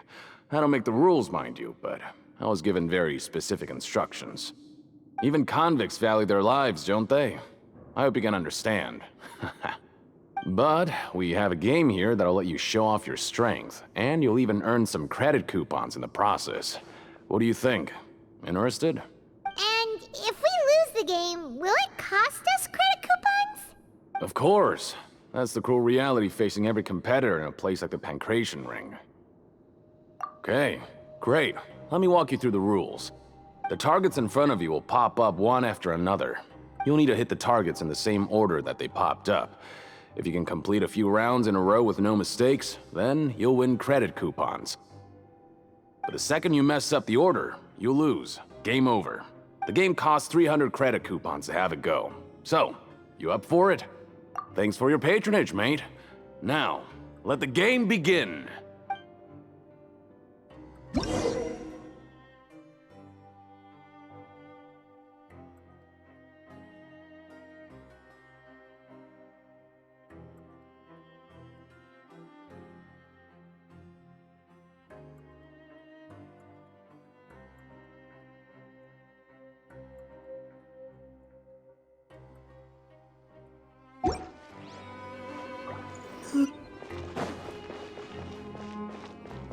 Okay, do your best to hit the targets, just like Colin said!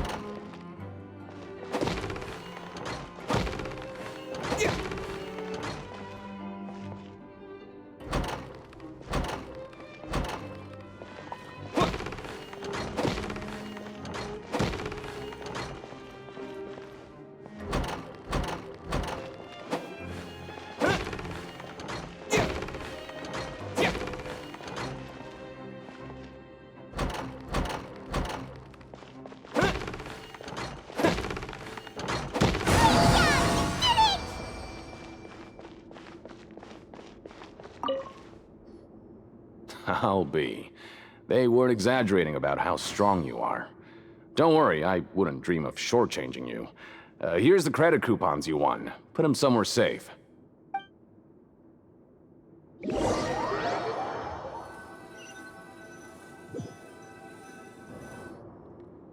we had a productive day. Hope we can make even more Fortress tomorrow.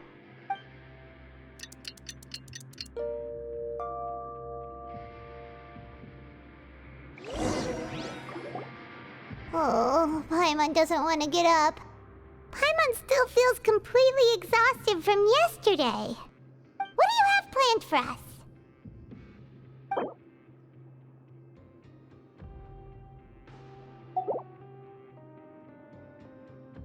But Paimon really hopes the foreman will be in a better mood today.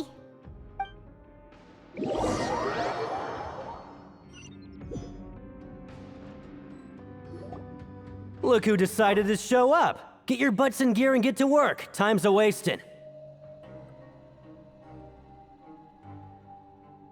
Oh? What's with suddenly wanting to work so hard? You need coupons that badly? Sure. Let's just say we really want to test our limits.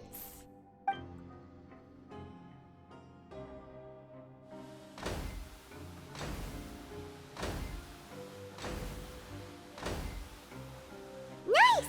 We did well today. Let's keep it up!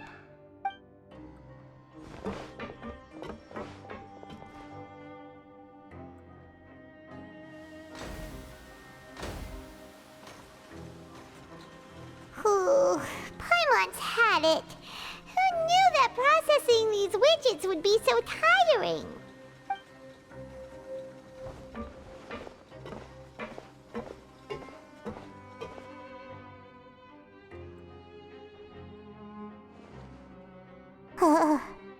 That's it. Paimon doesn't even have the energy to talk anymore. Is it time to eat yet?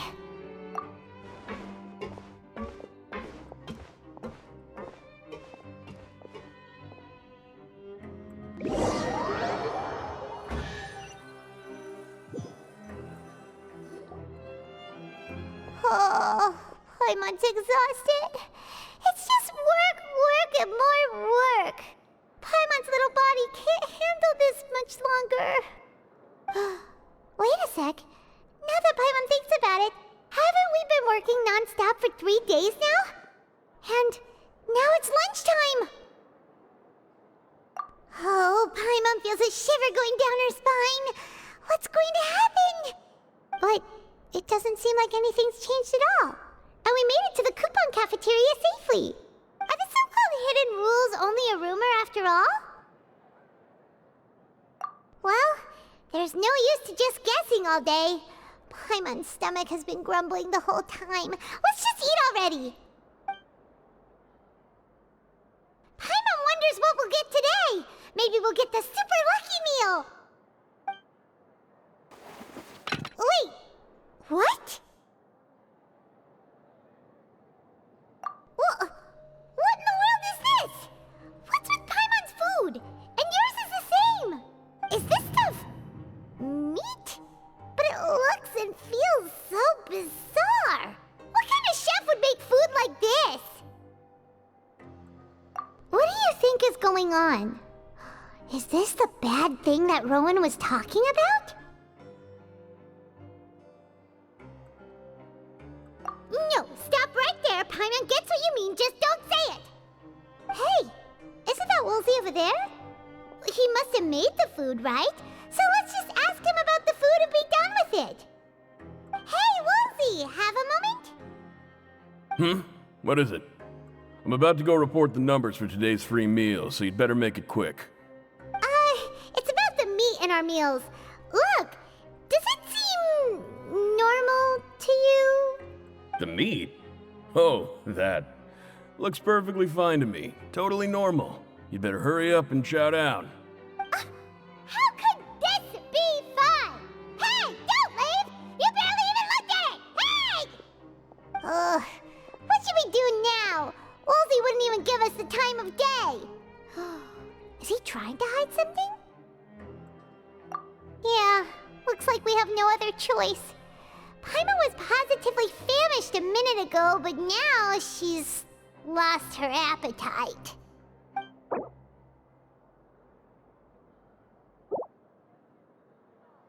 What would you like to do this afternoon? Yeah, Paimon felt like some of the people here were a little strange the moment she saw them.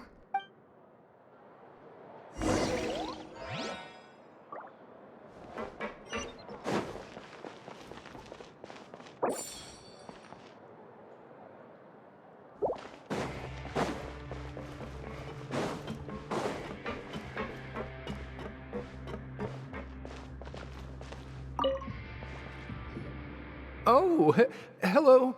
You two are the ones who were with His Grace. No need to be so nervous. Sorry, I couldn't help but think of His Grace once I saw you, and well, it's hard to say. Maybe I am. He's got a very overwhelming presence. It makes me feel like I'm just some insignificant little bug. Wait, seriously? Oh, I'm always indecisive, and I tend to make a mess of things. It's like a reflex. I just instantly start to tense up the moment I see a smart and capable person like His Grace. What? Please, don't say anything like that out loud. How could you possibly think something like that?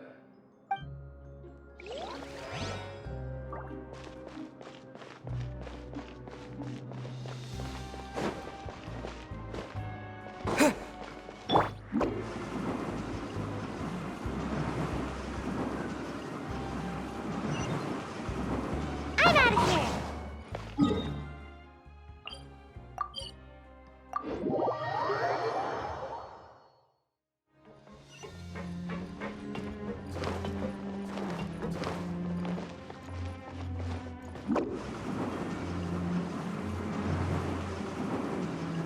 Can't touch me. Hey! It's the Traveler and Paimon! No need to tease me, okay? I won't trip on the same step twice. Listen, I feel ashamed about last time. Thank you for praising me in front of His Grace. Here are the extra credit coupons he gave me. I'd like you to have them. Huh? No, we couldn't take them. They're your reward after all. But when I was welcoming you, I didn't do anything but give you the stink eye. Come on, I insist. These coupons are nothing compared to getting the attention of His Grace. I won't take no for an answer.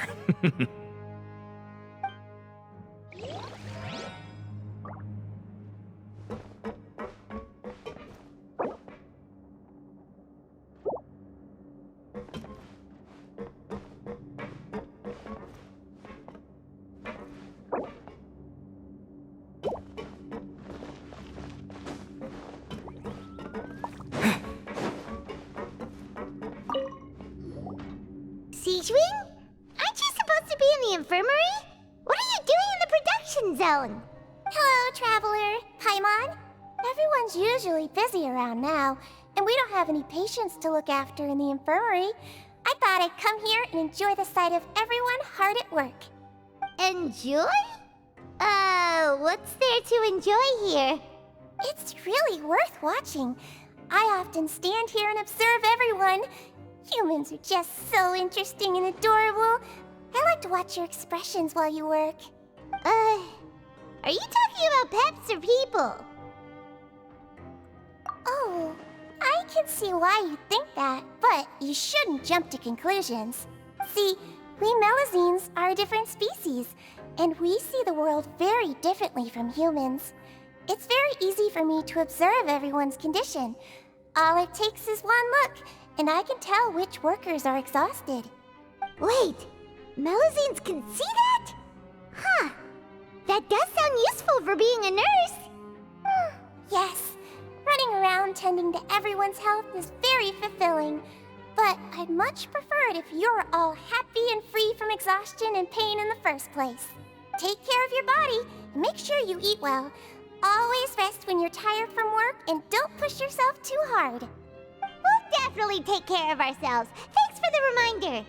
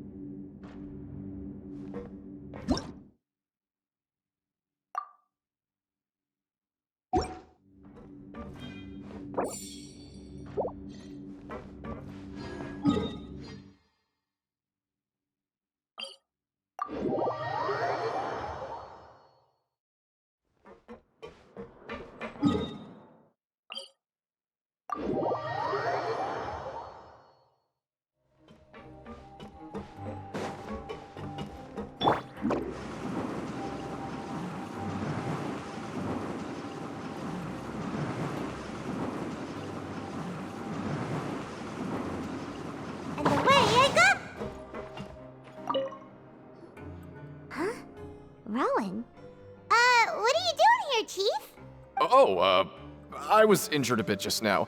Nothing major, I think I just pulled something. Little mishaps like this are unavoidable at work, you know? Huh. Paimon wouldn't have thought someone as experienced as the Chief would still get hurt on the job. I just knew you would say that. This is pretty embarrassing. Where's Siegeween when you need her anyway? The one time I need to make a quick trip to the infirmary. Oh, you mean she wasn't in the infirmary? Yeah. The rumors say that there's never anybody in the infirmary in the half hour before lunch, and nobody knows where Siegeween gets off to.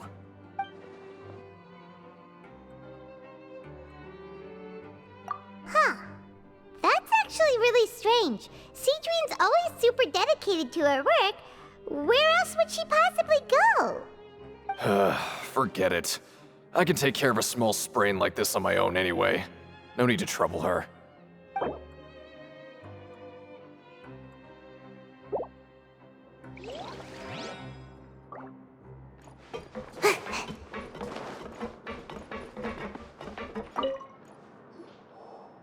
Oh, wonderful.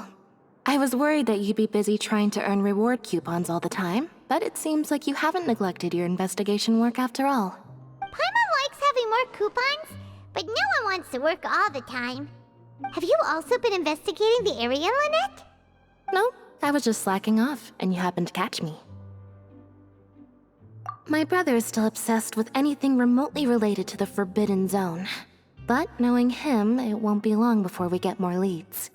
Oh, before I forget, this is for you. Huh? Credit coupons? Why are you giving us these? I've been here longer than you. Coupons aren't a resource in particularly short supply. What is in short supply are interesting people to talk with. Aw, that's so nice of you, Lynette. We'll be sure to make good use of these coupons then. Thanks a bunch!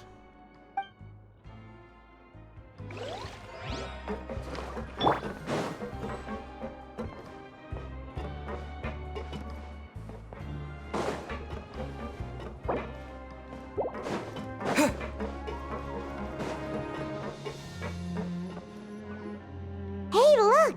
There's something here! Looks like a research notebook. That suspicious guy peeking into the infirmary just now. Are they a fan of Siegeween? He must have dropped this. Let Paimon read it real quick. The Melusine perceive the world very differently from humans. There are significant deviations. As a result, their sense of aesthetics and beauty is also very different from that of humans. This must be taken into consideration when giving gifts. Ooh, this all sounds pretty serious. He sure did his homework. And as for the notebook, let's take it.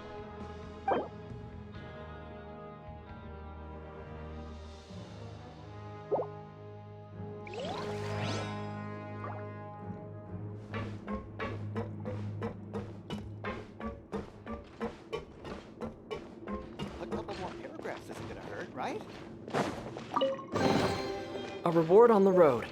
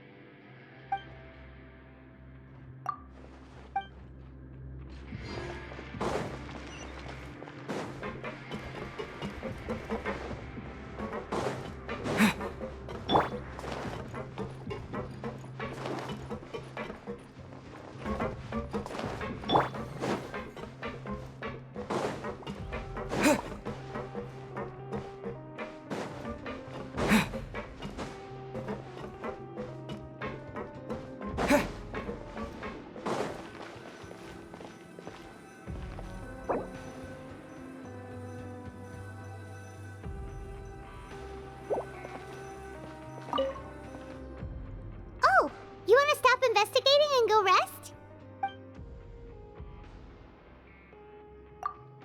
Okay, you should rest up. We'll be back at it tomorrow. So after working a few days straight, we got some strange meat in our lunch. What was that all about? Has our investigation turned up anything useful recently?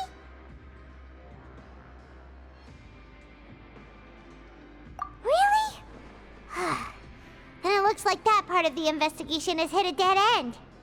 Well, we'll keep searching for more clues tomorrow. Good night, Traveler.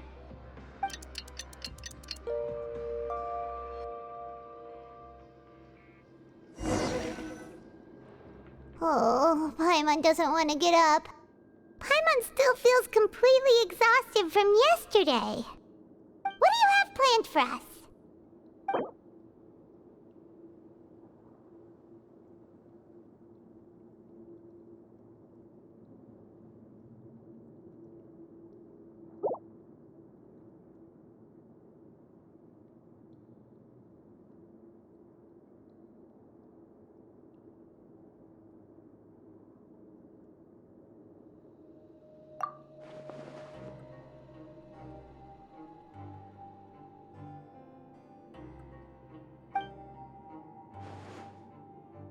After working here so long, we're really starting to get the hang of it.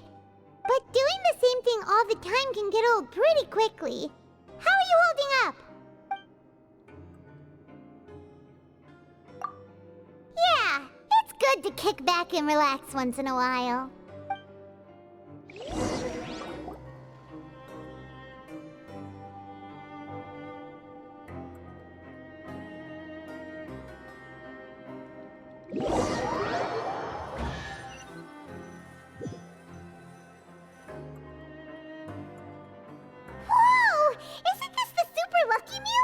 Looks like hard work really does get rewarded. Paimon's gonna take her time and savor every bite. What would you like to do this afternoon? Sure! If we're not going to work, then let's kill some time at the Pancration Ring.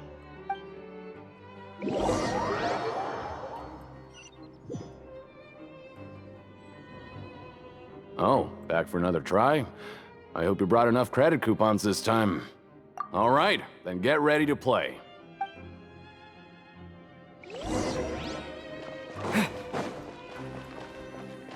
Okay, do your best to hit the targets, just like Colin said.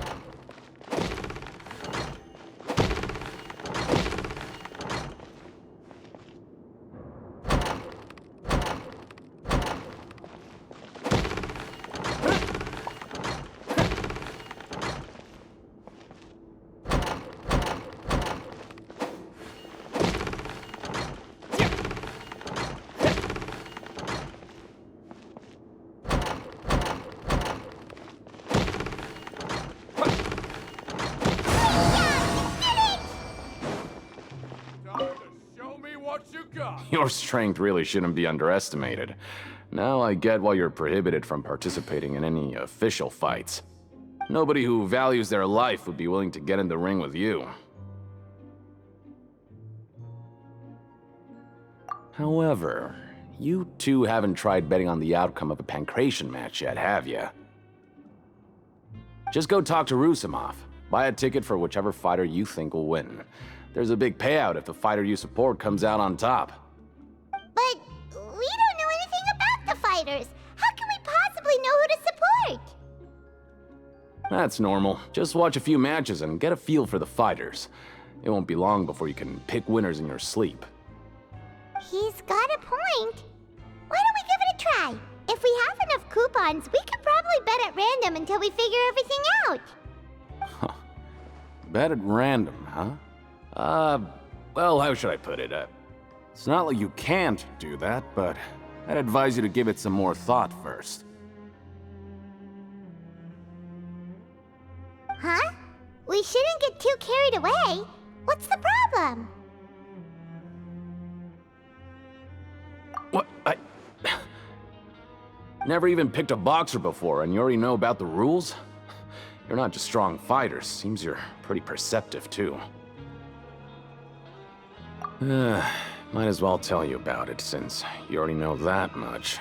Plus, I Think you've got the potential to be one of my greatest customers. I think I can let you in a bid. Besides, I don't want to risk ever losing a customer like you. Is it that serious? Okay. The hidden rule here is, if you buy both boxers' tickets and support them both, something bad will happen the next morning. So the rule is that we shouldn't pick both boxers in the same fight. But if anyone actually did that, wouldn't they be guaranteed to lose coupons? Who would do that anyway? And what do you mean by something bad will happen? How would I know? Not like I'm stupid enough to do that. But I've heard a story about the rule. According to the rumor, there was a masked boxer who possessed incredible skill and power. None of his opponents even stood a chance against him. However, in the final match, the organizers told him to take off his mask. He refused and never showed up to the fight. And after that, he was never seen again. Some say he died, or that he was taken care of by the event's organizers. But everyone remembers that he was someone who cherished honor above all else. In his eyes, supporting both boxers in a match would dishonor the competition itself. So you mean it's like a curse? He'll take vengeance on anyone who does that? No, he was always wearing a mask, like he was intentionally trying to hide his identity. I don't even know anything about his past. Traveler, do you think that boxer was... Huh? We will? You're not serious, are you? Look, here I was just trying to be nice and warn you, yet here you are trying to break it on purpose? Yeah, it sounds pretty scary to Paimon.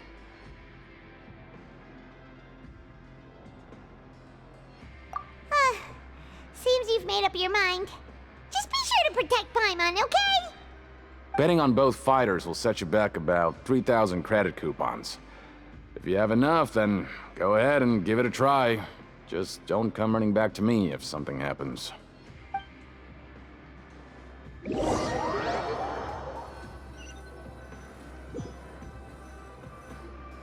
Aw, looks like we won't get a chance to sleep in as long as we're here. Let's get to bed early.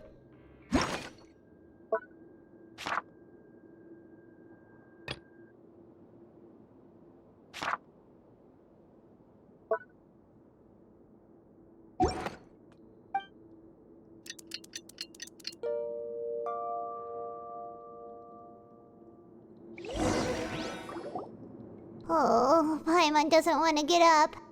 Paimon still feels completely exhausted from yesterday. What do you have planned for us?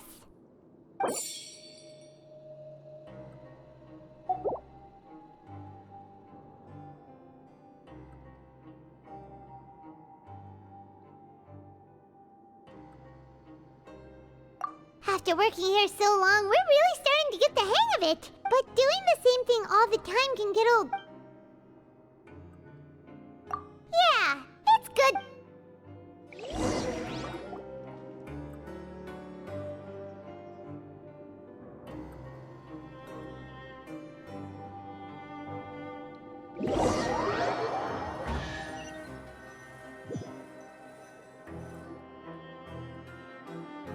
Whoa! Isn't this the super lucky meal? Looks like Paimon's gonna take her time and savor What would you like to do this? Sure! If we're not going to work, then let's kill some time at the Pancration Ring.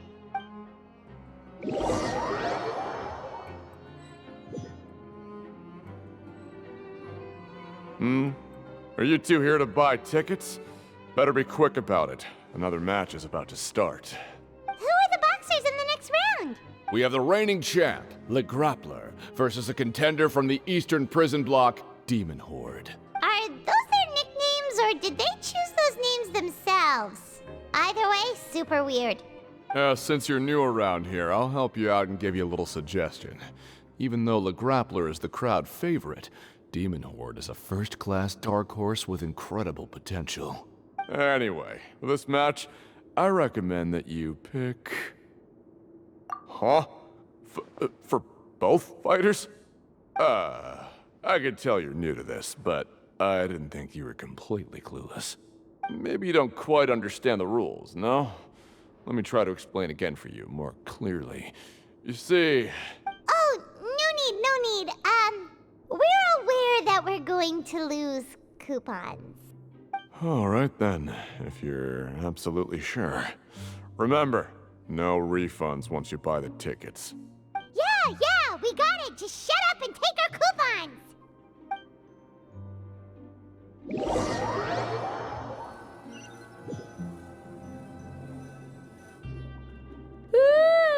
We woke up so early today that Paimon's been nodding off all afternoon. Good thing it's finally time for bed.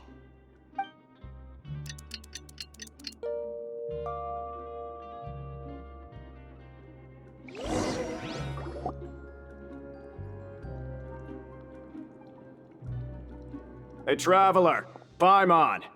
Package here for you. The next time you buy something, go pick it up yourself. I'm not a delivery man, you know. Huh? A package? For us? Did you buy something, Traveler? Paimon's not quite awake yet, so why don't you go take a look? Right! Yesterday we broke the hidden rule and bought tickets for both boxers. Oh, maybe this package is the bad thing that Colin said would happen. Paimon suddenly feels wide awake. Wait, maybe let Paimon go hide somewhere first. Just call Paimon after you opened it. Hey, wait! Paimon's still here! Don't open it!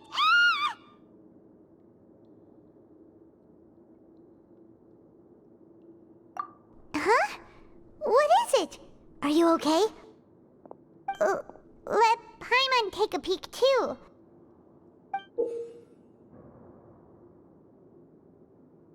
Oh, it's just a small bottle. But the color of the liquid inside looks so wrong. Almost like... Alright, that's enough of that. No need to say it out loud. Paimon already knows what you're trying to say. Ugh! No way! Get that stuff away from Paimon! Paimon thinks we shouldn't open the bottle until we figured out what's going on. Just trust Paimon on this one, okay?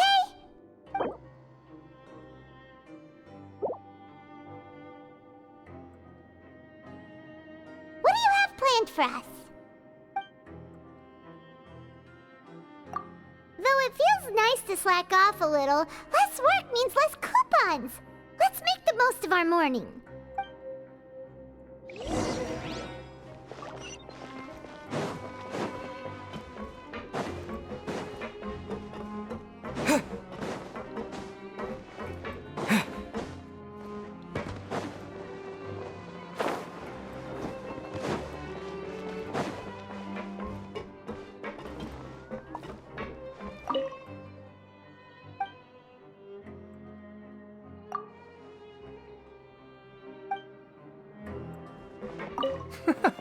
There's no one here that's anywhere near as strong as what you're describing. Believe me, I'd know if there was.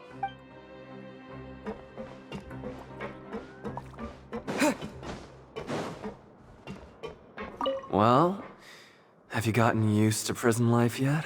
Shh. Save the questions for now. I don't like to give away information for no reason, you know.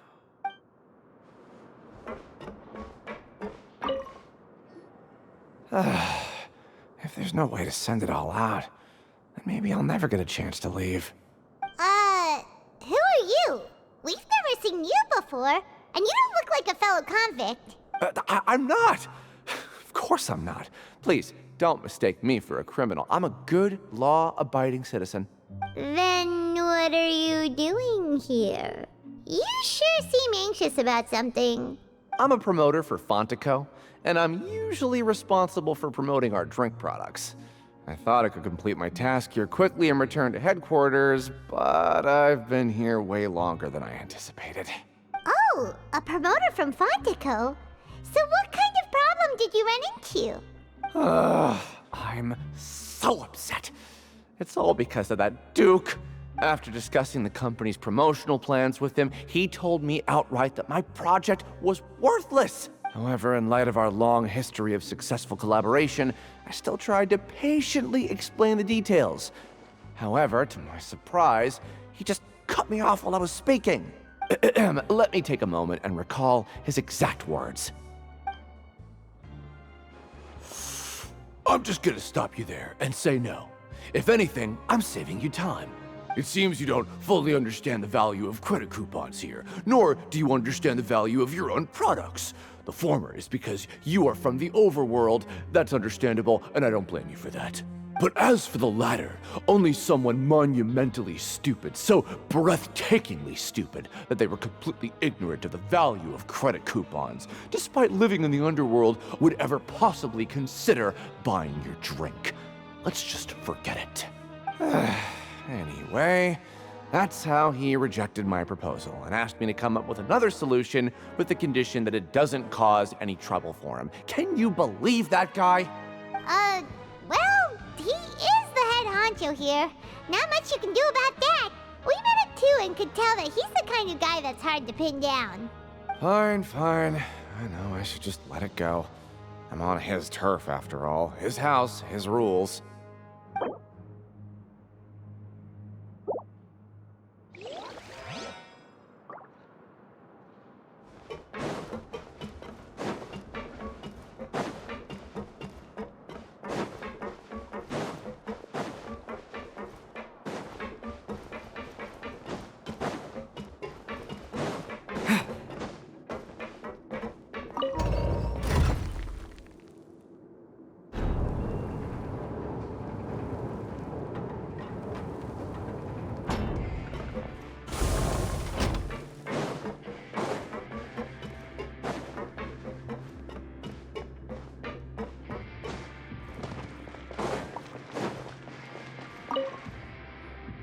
Hey, I heard you crazy fools really did it.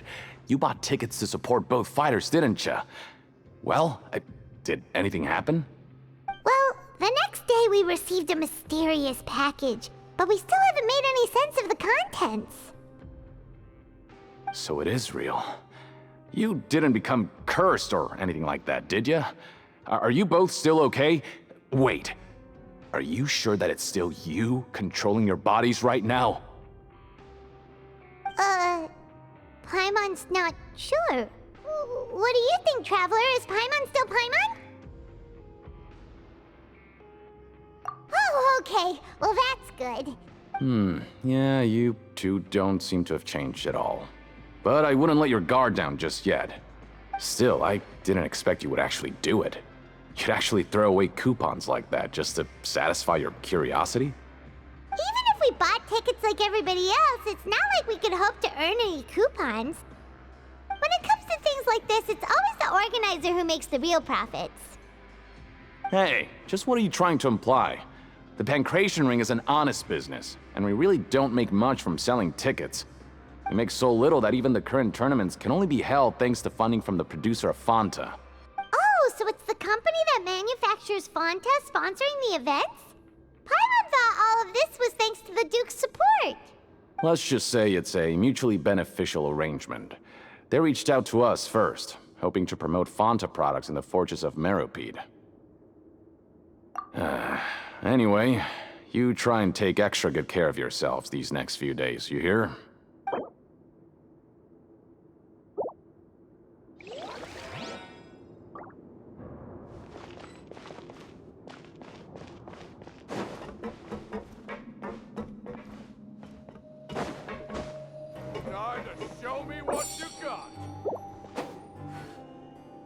Hey, what are these papers scattered all over the ground?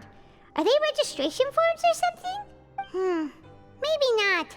Every page has the Fontaco symbol on it. Maybe it's some flyers from the company. Okay. But if someone catches us, they could accuse us of trying to steal the company's secrets, couldn't they? Oh, you're right.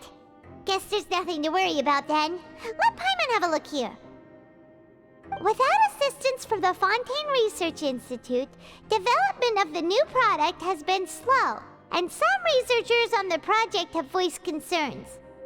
We have no choice but to let the new product undergo the first phase of promotional trials without a designated name or packaging.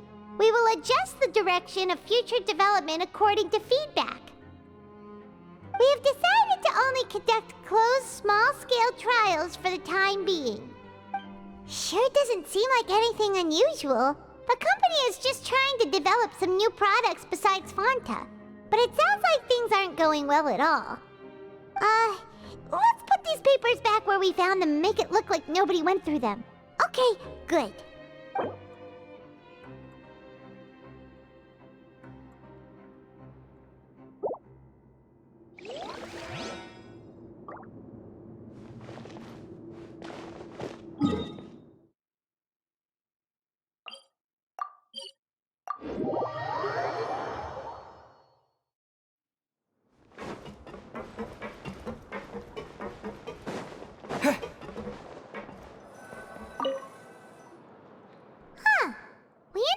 Without even thinking about it. Want to grab something to eat? Alright, but remember that we bought this time with coupons, so let's make better use of it next time.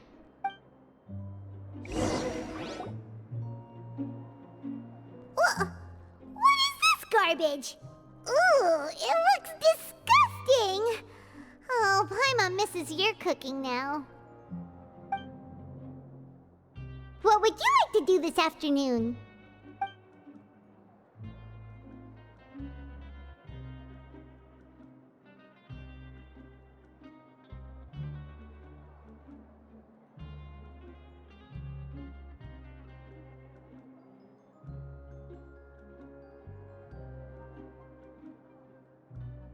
After working here so long, we're really starting to quit doing the same thing all...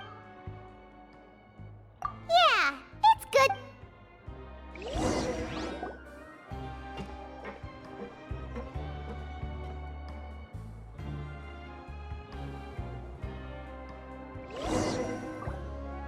A mysterious box? A bottle of crimson liquid? Paimon's...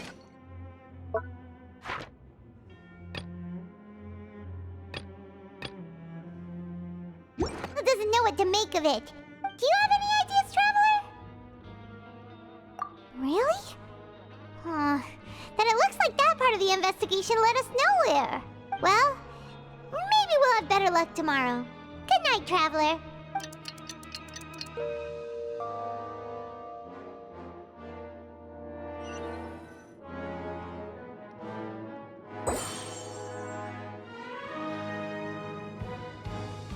Okay, so we've investigated 2 of the hidden rules.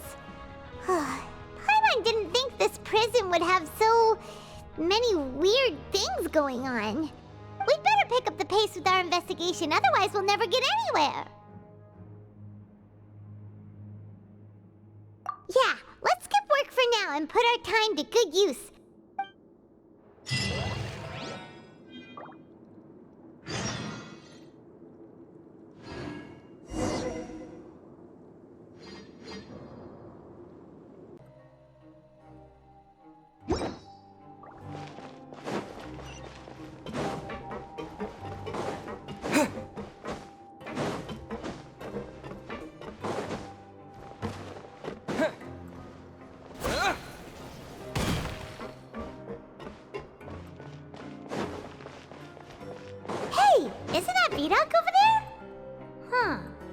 Is it just Paimon, or are there fewer people than usual here today?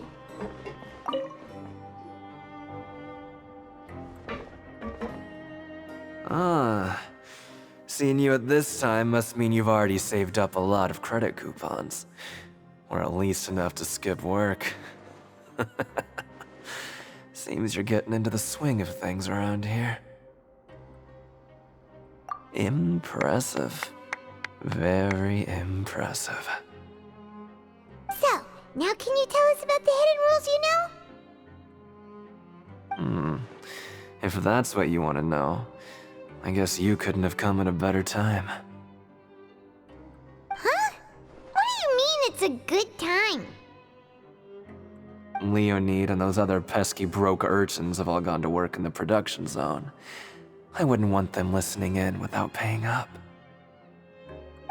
We get it, just tell us already. So, you know those pipes that make strange sounds? Don't ever, ever go near them at night. Even if you manage to avoid the guards, you might find something even more terrible there. Something even more terrible? Like what? A group of cannibals. Cannibals? In the Fortress of Meropide? Every month, they meet a few times in the dead of night. Rumor has it they might be connected to the people that have disappeared here. But what's even scarier is that they have a special proclivity. Since they have no way to dispose of the leftover remains, they have ways to transform them into other forms and keep them in the fortress forever. Paimon might already know what you mean by other forms. So that's what's going on here. Oh, Paimon's stomach doesn't feel so good. You two look pretty skeptical. No matter, learning the truth behind dark secrets isn't necessarily a good thing. I've got things to do too. I suggest you just act like I never told you anything. Traveler, can we just trust him on this one? Oh, Paimon doesn't want her blood and flesh entombed here for all eternity? Oh, so that's how you see the situation. Huh. You know, Paimon does feel a little better about it now. Oh, when will all the secrets end?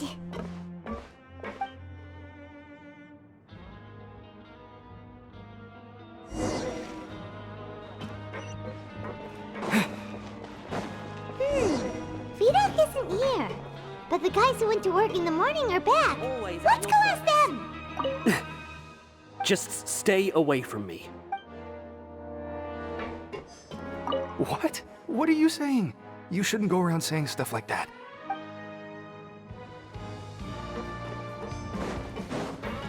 What are you talking about? Listen, you should keep your nose out of other people's business.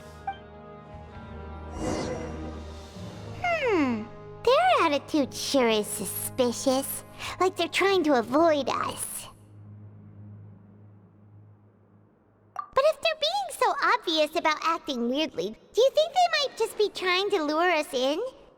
Oh, this is all getting way too creepy for Paimon.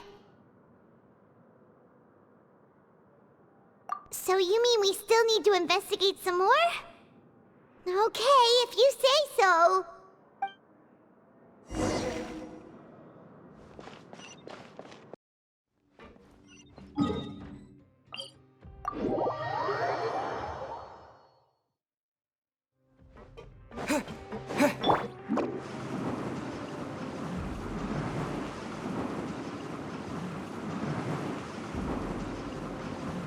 I'm out of here. Hello, Fielding. What do you want? Criminals like you ought to be working right now. Catch my drift. We just want to ask you a simple question. Have you ever discovered anything odd during your nighttime patrols? Why are you asking about something like that?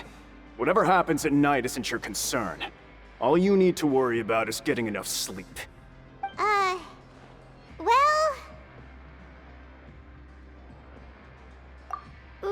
Right! We've heard it happens a few times every month. Paimon has sensitive ears, so it makes it hard to sleep. Really? I see. But it's not like I'm on duty every night. And now that you mention it, I recall my colleagues talking about something like that before. They say that strange things tend to happen at night on pipe cleaning days. Lots of us don't willingly take those shifts. So, what happens at night on pipe cleaning days? And they just conduct regular cleaning of the fortress's drainage facilities. There are 3 pipe cleaning days per month, and it just so happens that today is one of the scheduled days. You can try to confirm the sounds tonight if you want, and if they're real, then I can report the issue to my superiors for you. Oh, okay. Then we'll keep both ears out tonight. If that's all, then I'll be leaving now. I advise you not to try anything funny, though.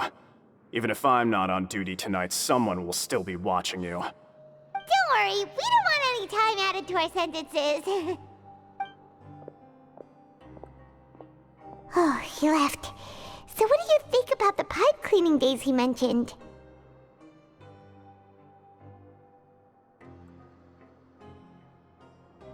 Right, both are a possibility.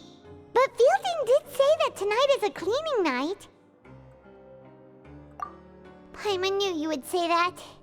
Alright, sounds like we'll be up all night tonight then. Paimon just hopes the guards don't catch us.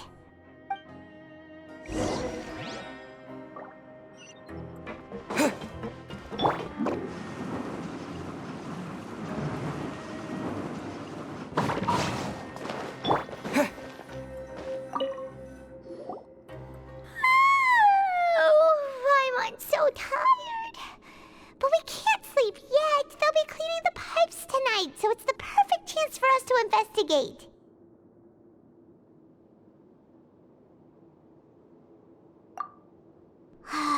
Whatever. Just be sure to wake Paimon if she dozes off. Paimon's worried something might happen if you go alone. Huh? Traveler? Did you fall asleep already?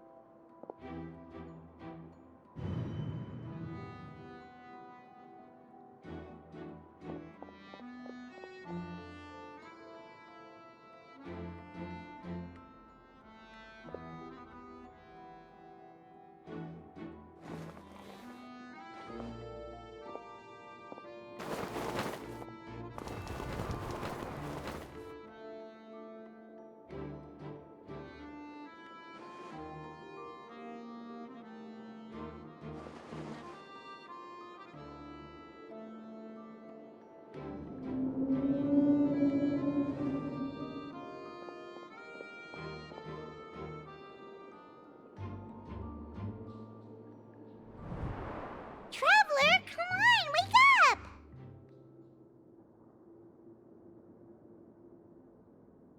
Oh, it looked like you were just peacefully sleeping to Paimon. Well, what did you see this time?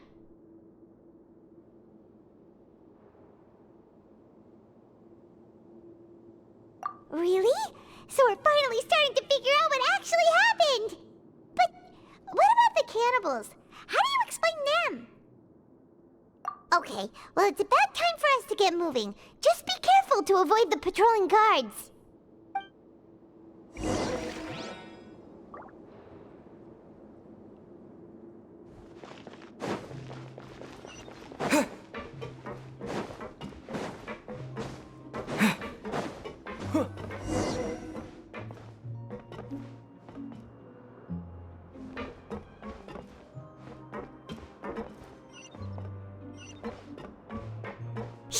Careful! We'll get in trouble if the guards catch us.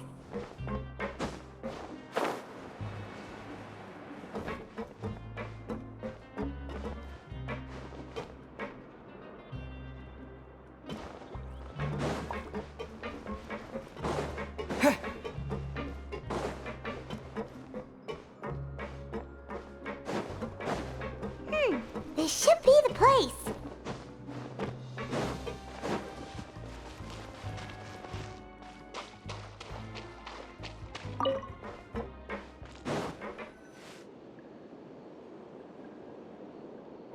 I know you. You were the ones we saw. Huh. You've got guts showing up here. You know who we are, right? You'd better leave now. Ain't nobody coming here to save you. What'd you say? Yeah, so what if they were? If you push us, we can make those rumors a reality at any time. Hey, what's the point of all those rumors anyway? What exactly are you trying to do? I don't have to tell you anything. If you turn around, go back to the dormitories, and act like you never saw anything, then I'll pretend that you never showed up here. Yeah, scram. Nothing worth seeing here. Huh? What did you say? Isn't that exactly what Boss said when he left? Hey, do you know our boss? Whoa. We had no idea our boss was such a big deal. He always kept his identity a secret. So, did he have you come here to find us? Oh, so you're Childe's crew here? Seems like he had no problem fitting in. We're the only ones who heard him say those words when he left that night. So unless he somehow told you those exact same words after that... All right. I guess that's proof enough for me. I believe you. Wow, those dreams of yours sure come in handy. We gave him the business for a while, and would always give him a hard time when he first came to the Fortress of Meropide. But here in the fortress, the strong will always earn respect. He was working the longest hours and racking up wins in the Pancration Ring. You could always see how amazing he was, even when he was teaching us a lesson. So eventually, we all decided to follow him. But one day, he suddenly told us that he had to find a way to escape this place, no matter the cost. He said it was because he heard that call again. And as his crew, if the boss wants something, then it's our job to get it done. So, we got to work, and used the hidden rules that were here to make up and spread the rumor about the cannibal rule. We just wanted to give him a better chance of escaping on a night after the pipes had been cleaned.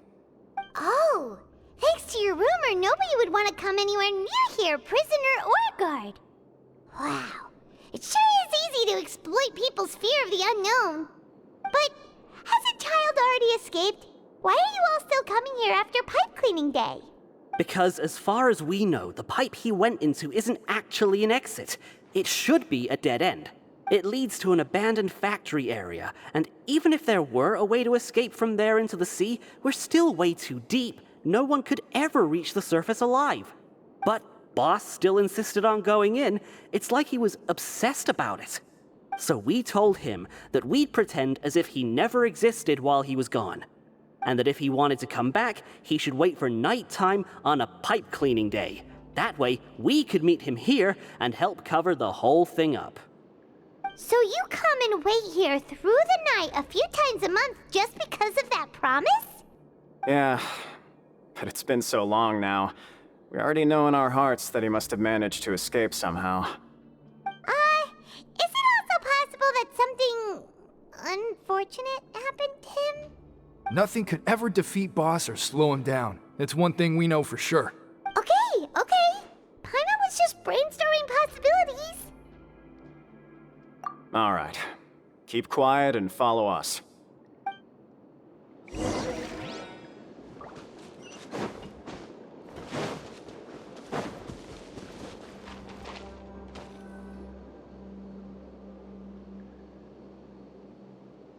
The way up from here has been sealed off. It's impossible to get through. Boss left by going down from here. It wasn't full of water at the time. Later, we came back hoping to have a look. That's when we found out it had been completely flooded. It's impossible to navigate unless you're an extremely skilled diver. Do you think Childe got trapped by the water? Not likely. We all know that Boss was an incredible swimmer. Really? Then have him come investigate, pronto. Just be sure to tell us if you get any news about Boss. It's getting late. We should leave before the guards come this way. Yeah, we learned a lot about what happened to Childe here. Let's get going!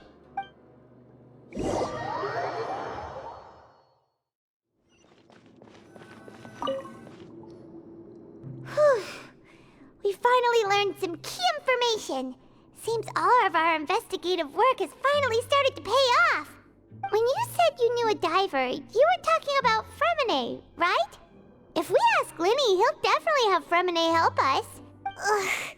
Why is Childe have like this? What was he doing going into the pipes? Not making our jobs easier, that's for sure. Fortunately, though, it seems like it's only a matter of time now before we find out what really happened. Now that we can finally relax, I'm starting to feel super sleepy. Let's try to get some rest while we still can. Nighty-night, Traveler!